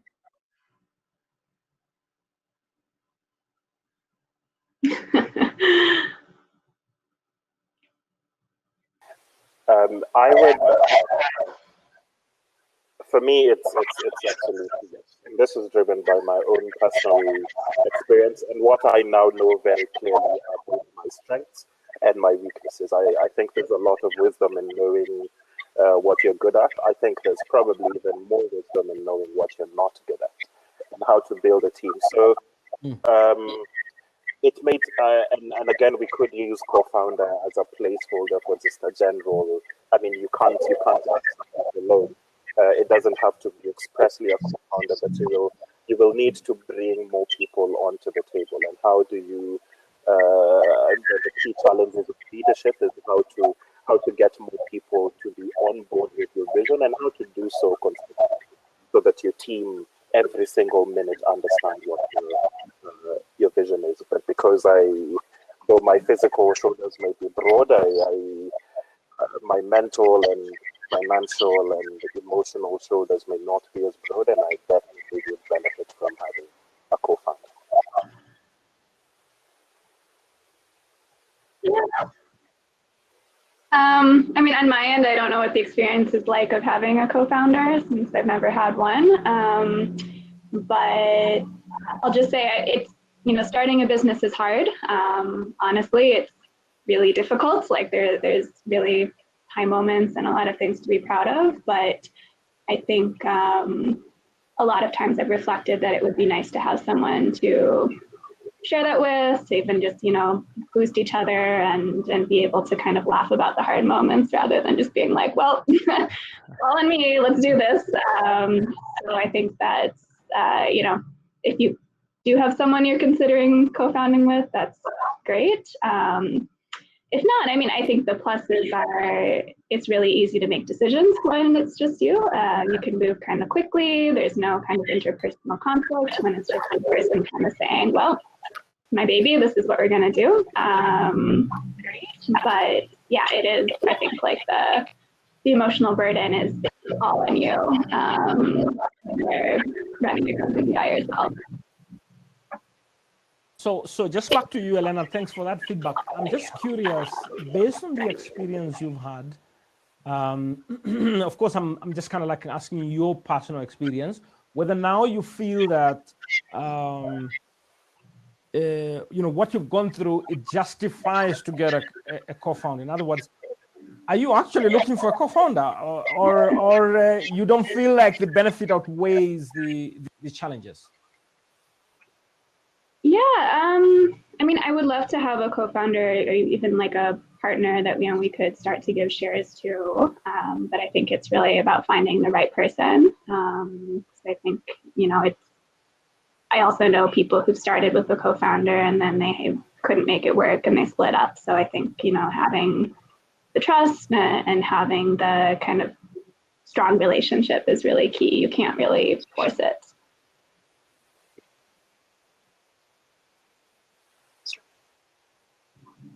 Way forward, just as we close, what would you say, based on what you have learned, what you have experienced, the fundraising you have done, What are some of the things you think you're going to do so that you increase your likelihood of success? That depends on how you define your fundraising success into the future.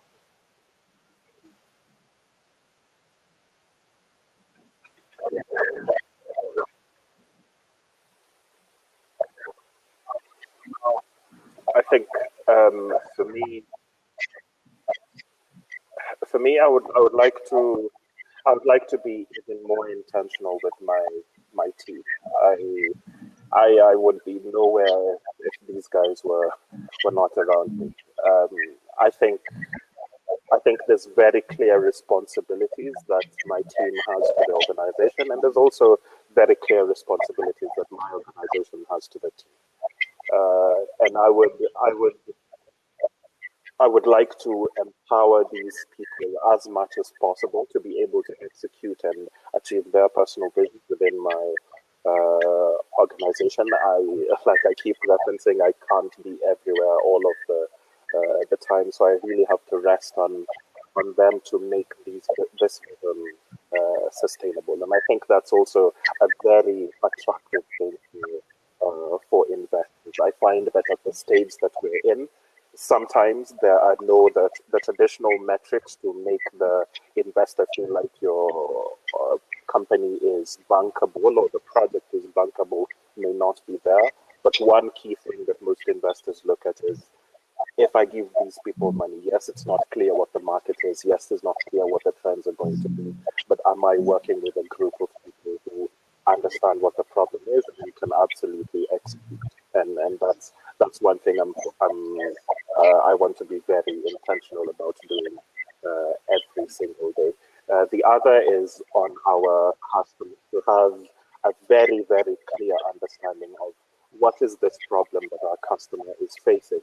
And because that's a very dynamic thing, the problem they're facing now, when I go back and innovate and come back to them in 3 or 6 months, that problem may have evolved. So to have a very consistent interaction with our customers and the demographic we're trying to serve is also another area where I have to be very, very intentional on. And if I work so well with my customers and my understanding of the problem, and if I have a team around me that can execute, everyone else I then bring into that mix will see clear value to be. Authenticity in the way you respond, that's really admirable. It's also a reflection of deep self-assessment, learning as much as possible from experience so far, which then shapes how you proceed forward. How about you, Anna?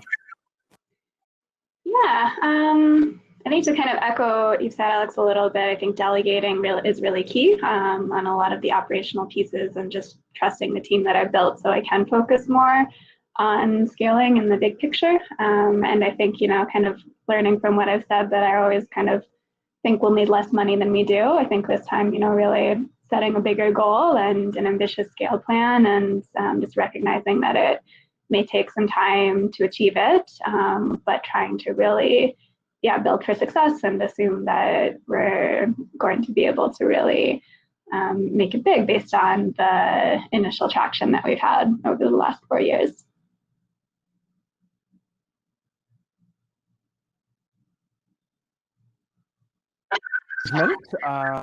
We've learned quite a bit, personal stories and how they shape the direction that you have taken so far, the experiences you've had, the challenges you've had. And for me, one of the things I've really picked out of both of you is the authenticity. I mean, you're just yourself, and you're like, okay, that's going to shape how I go about life. And the sense of commitment, I think, is unquestionable.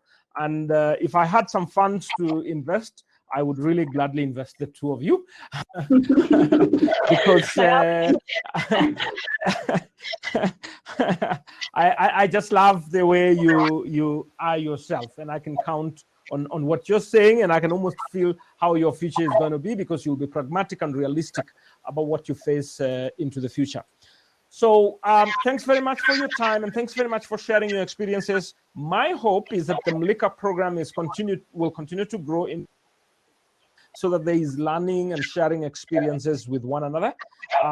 In my capacity as the CEO of Kenya National Innovation Agency, only a few weeks old now, I'm beginning to think about how I can be an agent, or how the office can be an agent to supporting the innovation ecosystem, startups in particular. And I'll be looking forward to ideas. Please feel free to write to me. I've just left university, so it's a little different when I was in university. And we can have this kind of conversation on how I can make a difference and how can use the office to strengthen our individual experiences as startups. Thanks very much for your time, and I wish you all the best. Thank you so much. Thank you.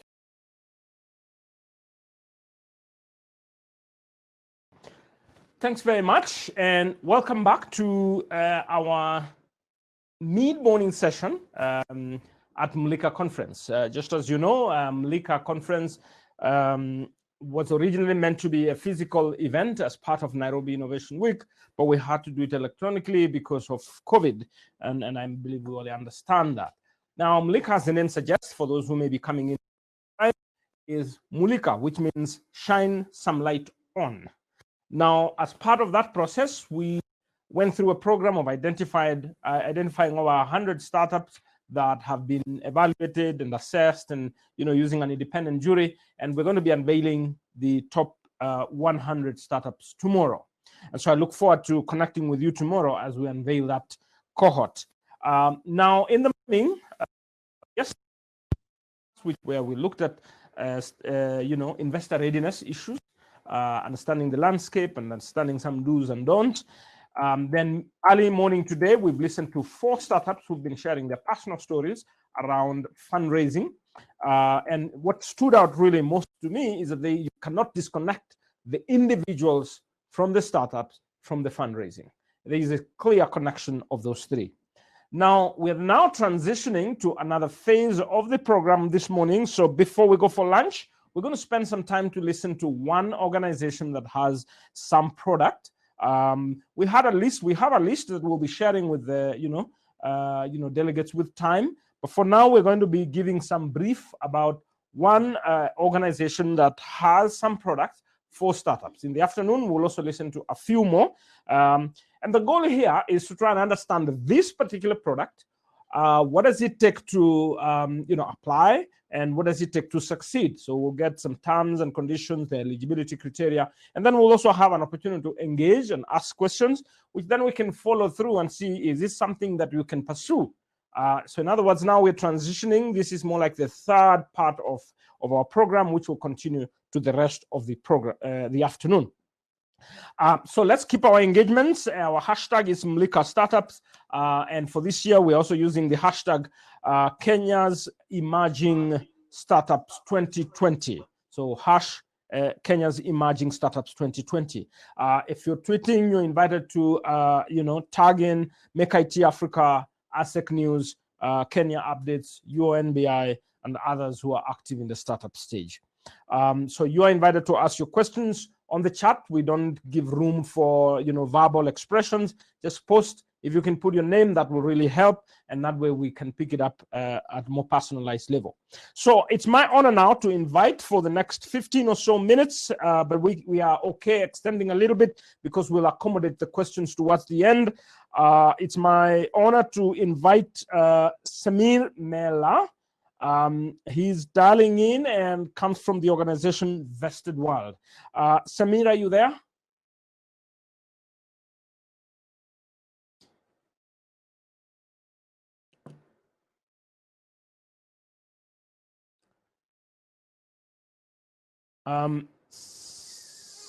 Semir is coming on board.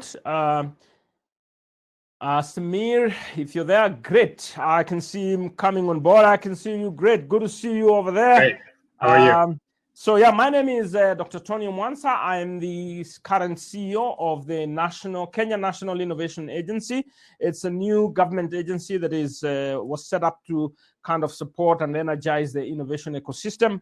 I'm only 2 weeks old, but this is more like my first public engagement in that capacity. So it's exciting because this is one of the agenda items that I'm meant to promote, to try and strengthen that linkage between funding agencies in whatever form they may be with innovators and startups. So I think you're the first organization we are engaging with. So I'll invite you to introduce yourself, introduce the company, and then go for it. Yeah, sure. So just as a quick introduction, my name is Semir Mela. I'm based in Chicago, in the U.S., and I work at Vested World, which is a early stage venture capital firm that invests in startups in East and West Africa. And we primarily focus on 3 primary countries, which are Kenya, Nigeria, and Ghana. And we also look at opportunities in secondary markets like Ethiopia, Rwanda, Tanzania, and Uganda. And as I mentioned earlier, so we are a venture fund. So we invest in early stage startups, and we primarily focus on 3 sectors. Those being agribusiness, consumer products, and tech-enabled businesses. So tech-enabled businesses being kind of broad application of any company that is leveraging technology, proven technology, and applying it into different sectors, be it in education and healthcare, and to increase both efficiency and also scalability in those sectors. So that's a brief introduction of Vested World, and I joined Vested World in January of this year, or in December of last year, and I also worked with them while I was in business school here in Chicago, and then I also have experience working in at a fintech startup in California, and also worked in consulting earlier in my career. So yeah, thanks for having me, and looking forward to the conversation. The presentation going forward is that you can go ahead and describe your product, the eligibility criteria, the entry points, milestones, how you manage the relationships, from the sign up, all throughout the program until you kind of terminate that relationship. So we run through. In the audience is a group of startups that have been selected through this whole program. And of course, we will also avail this presentation to other stakeholders as well, and other startups who didn't make it today. And maybe, we will kind of get questions out of that, and you'll probably try to answer. So I'll moderate, so I'll pick the questions, and then I'll pose them to you. So I think in terms of how we can make it work is just go ahead and do your presentation, maybe 15 or so minutes. I'm assuming you let me know. We've got a little bit of time all the way to around 11:50 or so. That is Kenya time. So you can do maybe 15, 20 minutes details, and then we can kind of go into more a discussion of the same. Okay, sure. Yeah, I have a few slides. So I'll try to present right now, and then I'll try to save most of the time just for discussions. If that's okay.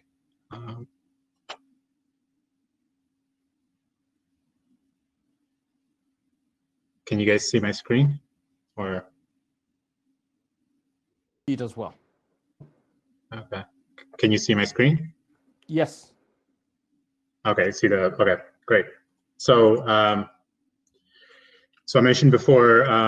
So So this is these are the kind of the 3 countries that we invest in, and then these are kind of the 3 sectors: agribusiness, consumer products, and enabling technologies. And these are kind of the primary countries that we invest in: Ghana, Nigeria, and Kenya.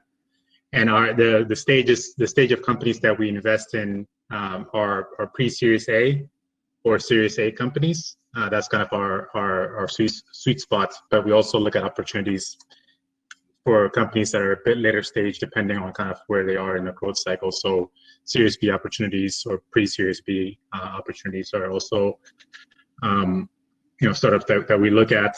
And the way we engage with a lot of these startups is it takes, we build relationship with them during the course of either 6 months or even a year or longer as they build their business. And that so like it's mostly, all the investments that we make now are post-revenue companies. And so if a company joins our program, or we meet them during an event, we will kind of maintain a relationship with them for a few months until we go into more serious diligence or screening process with them. And our typical check size is 500,000 USD for the investments that we make. So just as a quick summary of some of the companies that we've invested in Kenya specifically, I think we have about 4 investments in the current fund that's based in Kenya. And one of the investments that we made is a company called Sendi, so Sendi provides on-demand delivery services across a variety of different types of vehicles using an application, but focus on delivery of goods rather than like transportation of passengers. And the investment thesis for Sendi is that transportation in East Africa is quite there's a lot of efficiencies in that the transport cost in East Africa is among some of the highest in the world, and because of that adds a lot of cost to the consumer prices, and there's a need for a demand for a product like Sendi to help create some efficiencies using technology. Another investment that we made is a company called Kasha, and Kasha is an e-commerce company in East Africa for women's health, personal care, and beauty products, and both for urban and rural communities. And the company is focused on, it has built a custom technology that enables e-commerce for both basic mobile phones and also for smartphones. And as household income increases in East Africa and urbanization continues to grow, there's going to be increased demand for companies like Kasha and for products like Kasha's offers. So that's kind of a company investment that we made on the consumer product side. It's a combination of consumer products and technology. Sendi is more of a kind of a tech-enabled technology investment. Then moving on to the next company that I would like to highlight here is a company called Victory Farms. This is obviously a more of a agriculture or agribusiness type investment, and it's a vertically integrated fish farming, and it includes both production and wholesale and distribution to Kenyan markets. The investment thesis behind Victory Farms is that despite growing demand of consumption of fish protein in Kenya and East Africa, there's a lack of local supply in East African markets, and a lot of the fish that's in the market is sometimes low quality or it's been imported from overseas. So Victory Farms is kind of working to help meet that local demand by local production. And then the last company that we have here is a company called Mobius Motors, and it's a company that designs and builds vehicles for Africa, and a huge percentage, over 96% of the companies or of the vehicles that are in the streets in Africa, most of them in East Africa are imported, and Mobius is and then the designs of those vehicles sometimes don't meet the African demand, so the company is looking to design and build vehicles specifically for the African market. So so this is just a quick kind of summary of some of the investments that we have made specifically in Kenya, and and then just our market focus, so happy to answer any questions that you have. Okay, very much. I guess you can hear me. Yes, I can. Yeah. So I can see a couple of questions that have kind of quickly come already. So before I even go into them, let let's probably just start a little bit about the engagement process, how you're managing your engagement process. Are you reaching out? What's your intelligence mechanism like, and so forth? So how your engagement process so far for startups that would be interested in? Yeah, so we do both outreach and also meaning that like we reach to startups, and we also take a lot of inbound opportunities from people in our network or directly from the entrepreneurs sometimes, or through a lot of conferences that we attend. So we meet a lot of startups. Prior to COVID, obviously, we used to try to attend a lot of conferences where we meet startups, but we also do an outreach where we do our own research in-house of like different investment themes that we were interested in. And then once we kind of like a particular sector or industry, we kind of do a deep dive or kind of more of a landscaping exercise to understand like who are the major players in these sectors.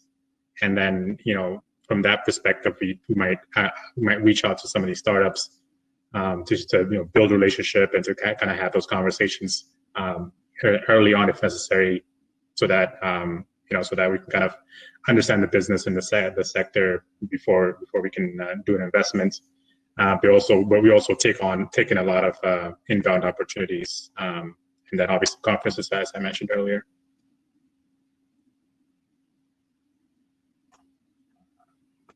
By the pool of stuff you have is it's modest. It's 5, 6 or so. By the time you settle in on a startup, how many do you tend to have engaged in that market? I think the question here revolves around what's the ratio? Like you pull in 10 and you finally end up in investing in one, pull in 100, end up in one, or something like that. So I think so it depends on so usually for us, because the investments that we make are a little bit, as I mentioned earlier, the companies are a little bit on the later stage, right? So meaning that like they usually have a run rate revenue of around 700,000 to $1 million or more on an annual basis, and then we provide the capital for them to kind of scale to the next level. So because of that, nature of the investments, some of the startups that we speak to might not be at the scale where we can invest. So because of that, we might have let's say about 100 conversations with entrepreneurs, or let's say that maybe 100 companies that might enter the pipeline.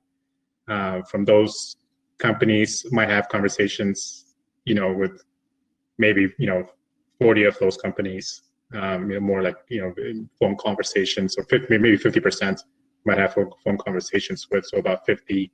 And then from those 50 companies, we might actually end up investing in one of those companies, maybe one or two of those companies, because just from different factors that might play a role in that. A lot of the companies that we speak to might not be at the size, and that's kind of usually a lot of the where a lot of the kind of companies that we might not invest in. But so that's why I encourage entrepreneurs to do their research of like when they outreach to different venture funds, make sure that if they're in a seed round, they focus their energy and efforts on reaching out to venture funds that do heavily focus on seed funding as for pre-revenue companies, and then as they scale, they can kind of design their outreach that way. So yeah, I hope that answers the question. So could you just take us a little bit systematically on what is it that you look for? So I am a startup, I am in enabling technology, or I'm in consumer products, or agribusiness. But actually, before you go there, I have this question around what do you mean by enabling technologies? So I'm assuming it's technology that enable any industry. So I mean, assuming I've designed some technology to support learning, or to support urban mobility, or to support financial services. Is that what you mean by enabling technologies? Yeah. So enabling technologies is kind of a very broad kind of perspective, right? So it's taking any sector, like as you mentioned, logistics, it can be healthcare, but leveraging technology and like improving the efficiencies of those sectors. So one example might be in healthcare, for example, like telemedicine is something that we're looking at, and that like there's healthcare has been around for a long time, around the world, and I guess there's like new technology that's coming along, either in distribution. So one of the investments that we made in Nigeria is a company called Drugstock, and they're leveraging technology to connect pharmacies to distribution of like quality pharmaceuticals, and then tracking those pharmaceutical products. So kind of leveraging technology that's to connect the different market spots. And then also, so it might also be like other sectors like logistics, for example, like Sendi, that's using an application for distribution of goods. So it's kind of a very broad kind of area, but has a technology theme to it, but it can apply to a lot of different sectors. So you mentioned the other question was just in regards to like what we look for in the process, right? Okay. Yeah. Great. Okay, great. So just to kind of quickly walk you through the process, as I mentioned before, so we, once we might get an inbound opportunity that comes in, or we might, connect with a company at a conference, or we might reach out to an entrepreneur and have a few conversations. So our process is initially, when an opportunity comes, we, work internally to kind of look at the opportunity and discuss it. Kind of like understand like what are the pros, what are the cons of this opportunity, and then we will reach out to the entrepreneur to have like an introductory call to learn a little bit about his or her kind of background, kind of what their interest is in that particular market, why they started the company. So like have those kind of early, introductory calls. And then, once we have that conversation, we kind of regroup again as a team, and then to discuss the opportunity again. And then the next stage is kind of like the screening process. And this is takes about like, about a month or so, where we dig a little bit more deeper into the opportunity. And then in this regard, we might be looking at different things as far as like, is the technology or is the product, scalable? What is the kind of the market size for this type of a company? What does kind of the competitive landscape looks like? Kind of how does the product stack up against some of the other competitors in the market? So doing, a little bit kind of, both having a couple of more conversations with the entrepreneur, and also doing our kind of desktop research where we're putting together a memo.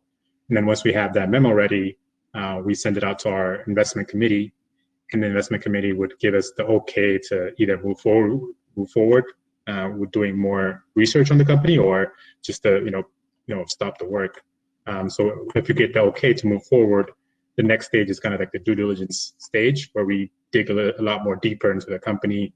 We will have, oftentimes we'll have access to the data room, where we'll, have the company's, financial model. And so that's a much more like in-depth process. And that's like usually takes about 2 months. And we have conversations with the, most of the management team, as well to learn about the company, kind of what their strategy is. And at the same time, we also build a relationship with the entrepreneur, because, as this is a long-term partnership, and, both the entrepreneur and the investor are building a relationship, during the due diligence process, to kind of understand, make sure that's it's going to be a fruitful relationship for 6, 7 years or so period. And then from that perspective also, we kind of continue to look at the same areas that I talked about earlier, but into a lot more detail. So this is looking at the product in much more detail, doing demos if possible, and then we also look at just kind of the market and what the competition looks like. We're also looking at kind of what the financials look like and the forecast of the company, to make sure that the investment is going to help meet our investment expectations. And then we also look at the exit opportunity for that company. So, like who's going to be the most likely, if and when we decide to exit in 7 years, who's going to be the most likely investor that's going to buy our stake in the business. So kind of have a more in-depth coverage of all those different areas during the due diligence process. So I'm now curious a little bit about, in this whole journey, because it takes time to establish this kind of relationship, and you feel you're comfortable about it, and you get into this relationship for 7 years, and then you find your exit out of that whole arrangement. Could you highlight some of the challenges that come with this whole relationship, and particularly what do you find not, first of all, it's more about the challenges broadly from your end and the end of the startup, but then I want you to dwell a little more about what challenges do you actually see from the startup side in terms of how they either prepare or how they position themselves, that then make it a bit difficult for the relationship to work. So is this like early on when there's like conversations with the entrepreneur, or do you mean more of like as a post-investment side to make sure that relationship works?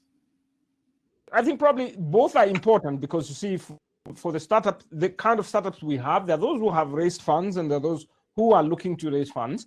And so in terms of that relationships and the preparation for getting into this agreement, there's some challenges you probably see, that people not very well prepared, or you expect certain things and you don't see.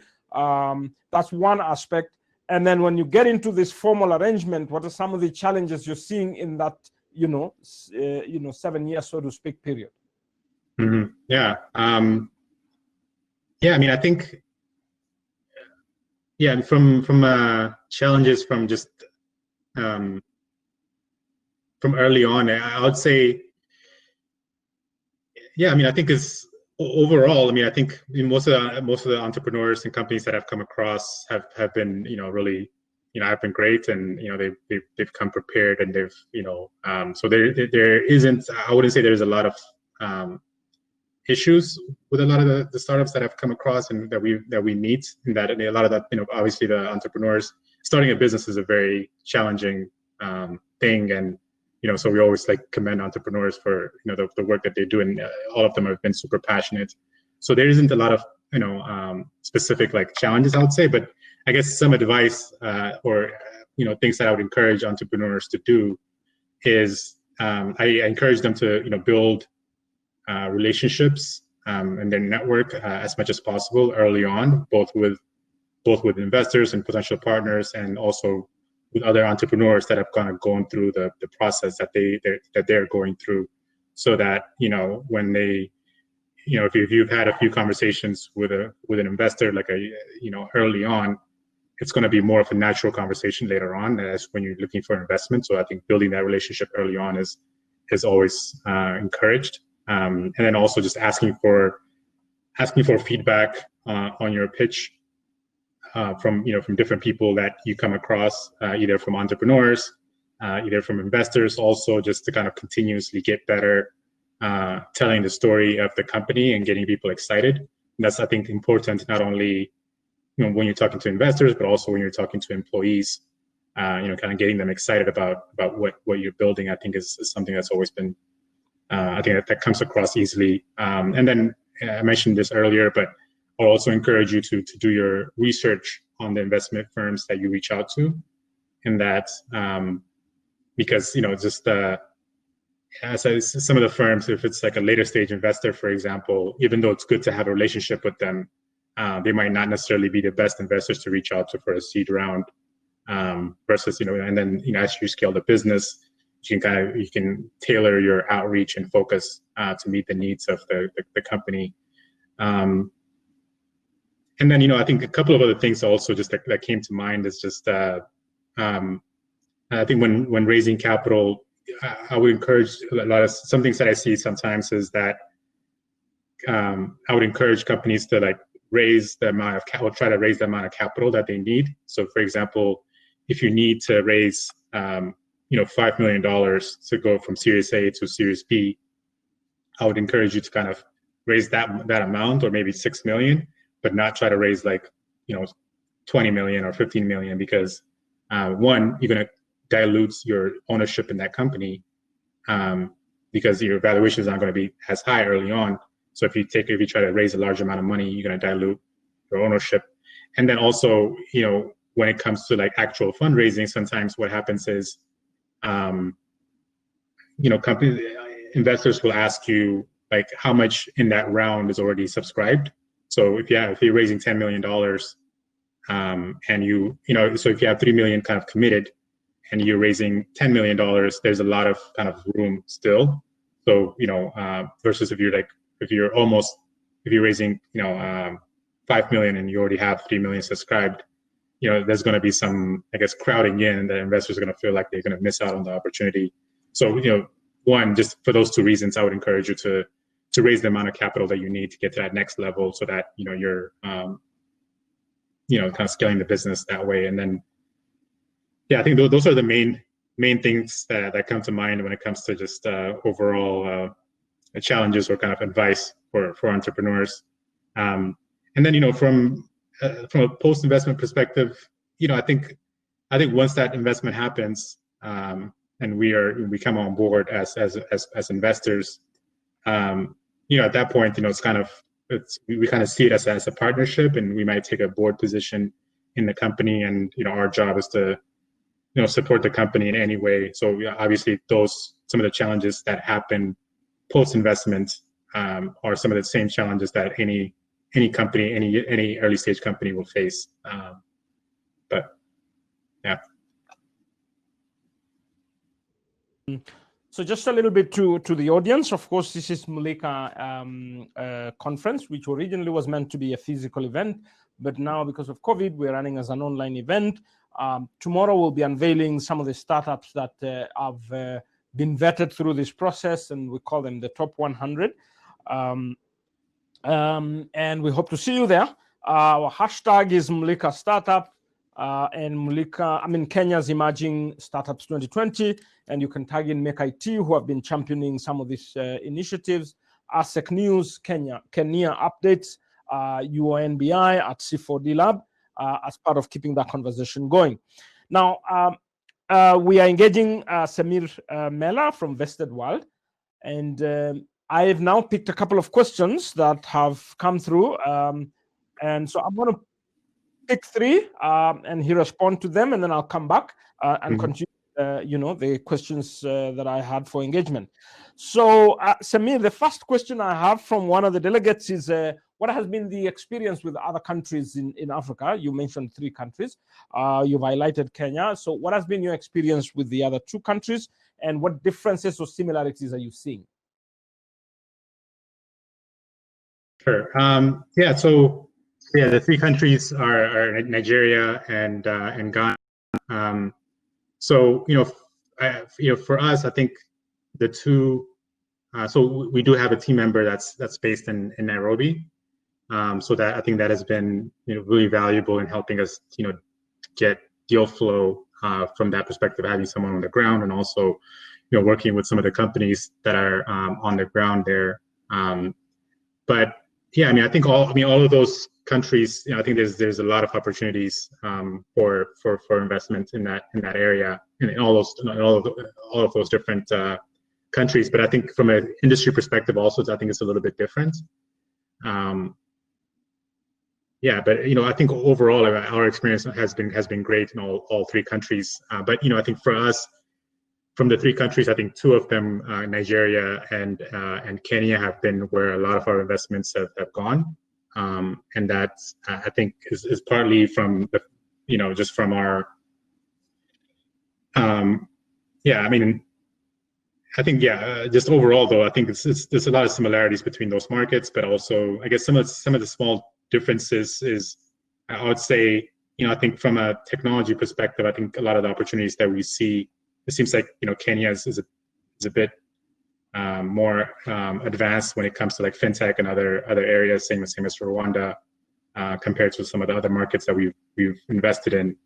But yeah, overall, I think there's huge opportunities in all of those different markets, and there's a big gap for funding for startups across all of them. And then I think, I guess, like Nigeria, there's, from a consumer product perspective, there's a huge population in Nigeria. I think that's one of the benefits of the Nigerian market. But yeah, I think there's plenty of opportunities in all of those countries, and there's a lot of exciting startups in all of those markets.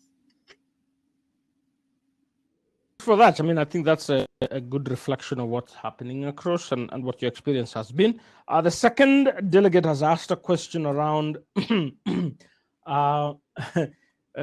what's your advice? I mean, I think this person is kind of looking more from an advice perspective that, investors come and they want to change my business model, and we end up having a bit of a tug of war. I want the money, but I also don't want to change the business as much. So yeah. What's your response to that? Yeah, so my response is, one is, yeah, I think, as you speak with different companies, with different investors, be really mindful of kind of, who like the firms that you reach out to, and because as I mentioned before, it's a long-term relationship.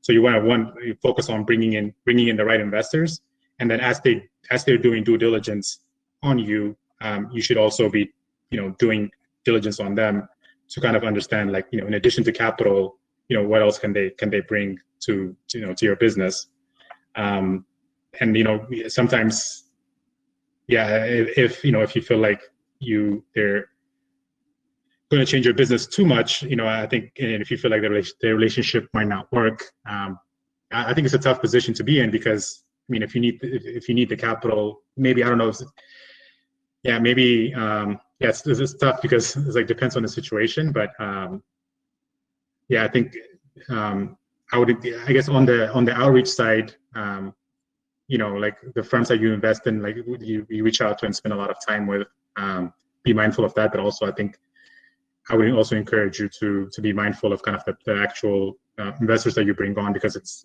this is a like long-term relationship, and you want to make sure that there's alignment between you and the investors, to make sure that you kind of driving towards the right path for the company. And yeah, I mean, I guess other than that, like, yeah, it's hard, and then sometimes you just if you feel like the relationship is not going to work, sometimes you might have to make the tough decision of kind of ending a relationship, before you get the actual investment. During the due diligence process and during the screening process, you want to, as they're doing research on you, this is a two-way relationship, obviously. So I would encourage all the entrepreneurs to also do their diligence on the investment firms that they engage with. But I think if the capital is needed for the company to operate, sometimes it's a little bit of a tougher position to be in. And then I guess the last advice that I have on that point is also, to kind of broaden your network as early as possible, so that you're not heavily dependent on one investor to kind of save the day in a way. And then the last point is just seeking advice from a lot of different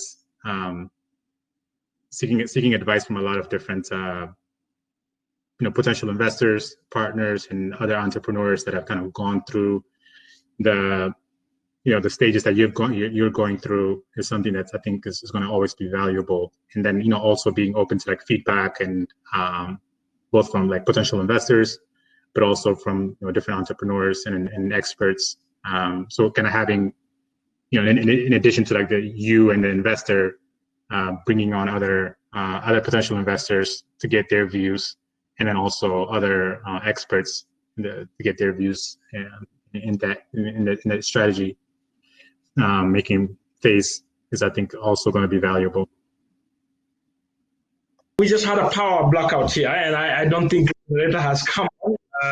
I think it just didn't work automatically. Anyway, we're coming kind of like closing towards the closing.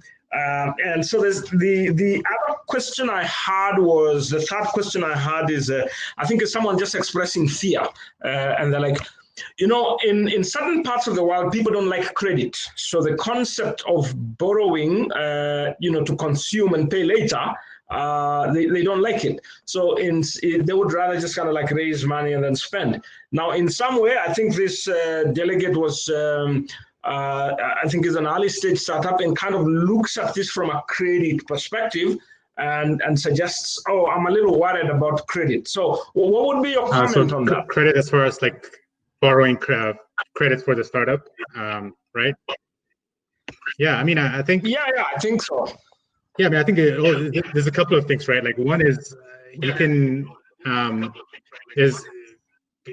guess, credits from a bank. I think sometimes those might be a little bit hard to raise. I mean, depending on kind of where the market is, in that like because venture debt is usually pretty expensive, and some banks a lot of banks are not willing to offer that type of credits. But I think from credits from a venture perspective, so I didn't touch on this earlier, but so we invest in kind of two things. So we do equity, and we do convertible debt. And you know, the way we look at convertible debt is a lot like equity in that, you know, so it's like usually a bridge round to Series A. So like the company is, you know, raising a Series A fund, let's say next year, but they need you know, convertible debt to get to that stage, you know, additional capital. They can engage with a firm like Vested World or other companies that might offer like convertible debt.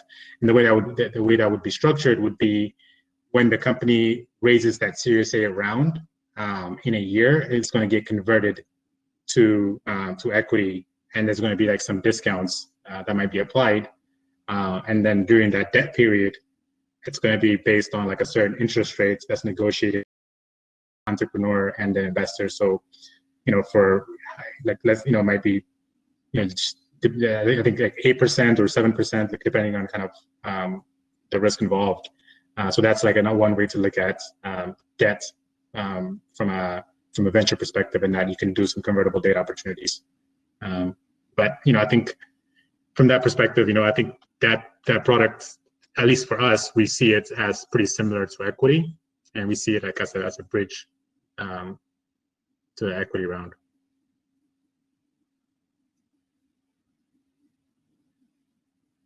In some way, you've actually answered the last part of my set of questions around, you know, convertible debt and equity from your perspective. So it kind of addresses both questions. Yeah, so the goal of the session, of course, was to end, I don't know what time it is on your end now, but we were looking to end at about 11:50 so that there is a break as people getting into a lunch break. So there's two things we are going to do going forward. We're starting this program now, and in my capacity, I look forward to growing it over the coming 5 years, where we recognize some of the progressive startups every year. So tomorrow we'll try to unveil the 100, and we'll provide the details and contacts, which probably can be useful to you when you're looking around for certain kind of startups. Second, we intend to build, you know, some database that is fairly visible through the organization that I'm going to champion over the next few years, so you can search and get all the details about individual startups. And then we'll provide your contacts also to these startups, just in case, you know, anyone wants to reach out to you for a question or further engagements or exploration, as the case may be. Okay. So, yeah. Otherwise, thanks very much for your time, and I think that's already fairly useful. I can see some comments here that suggest that there are good pointers there, and hopefully something connects out of it. And also, as we build the organization, which is the Kenya National Innovation Agency, it's our hope that, you know, on an annual basis at the end of the year, we'll be organizing some physical event where we try and attract as many of yourselves and try to create those linkages, and hopefully they pay off. Great. Yeah, sounds good. Thank you so much. Thank you, and have a good one. All right. Thank you. You too. Goodbye. All right. Bye. In the afternoon session, we're going to listen to similar kind of providers, but of course with different characteristics. And our hope is that somehow we'll pick lessons and pick contacts that we can, take advantage of. Now, when the Mlika program was being designed, we reached out to a number of organizations who have products. Now, there are financial institutions of different kinds. There are banks, there are microfinance, there are people who are involved in crowdfunding, and they've got the tools. So we hope that at the end of this event, we're going to circulate these details to as many of the stakeholders and startups as possible and try to encourage a follow-up and engagement. So we hope that that will be beneficial, and we continue with our engagement on social media for the Mlika program as we look forward to climaxing tomorrow in the unveiling. Thank you very much, and see you at 2 o'clock East Africa time.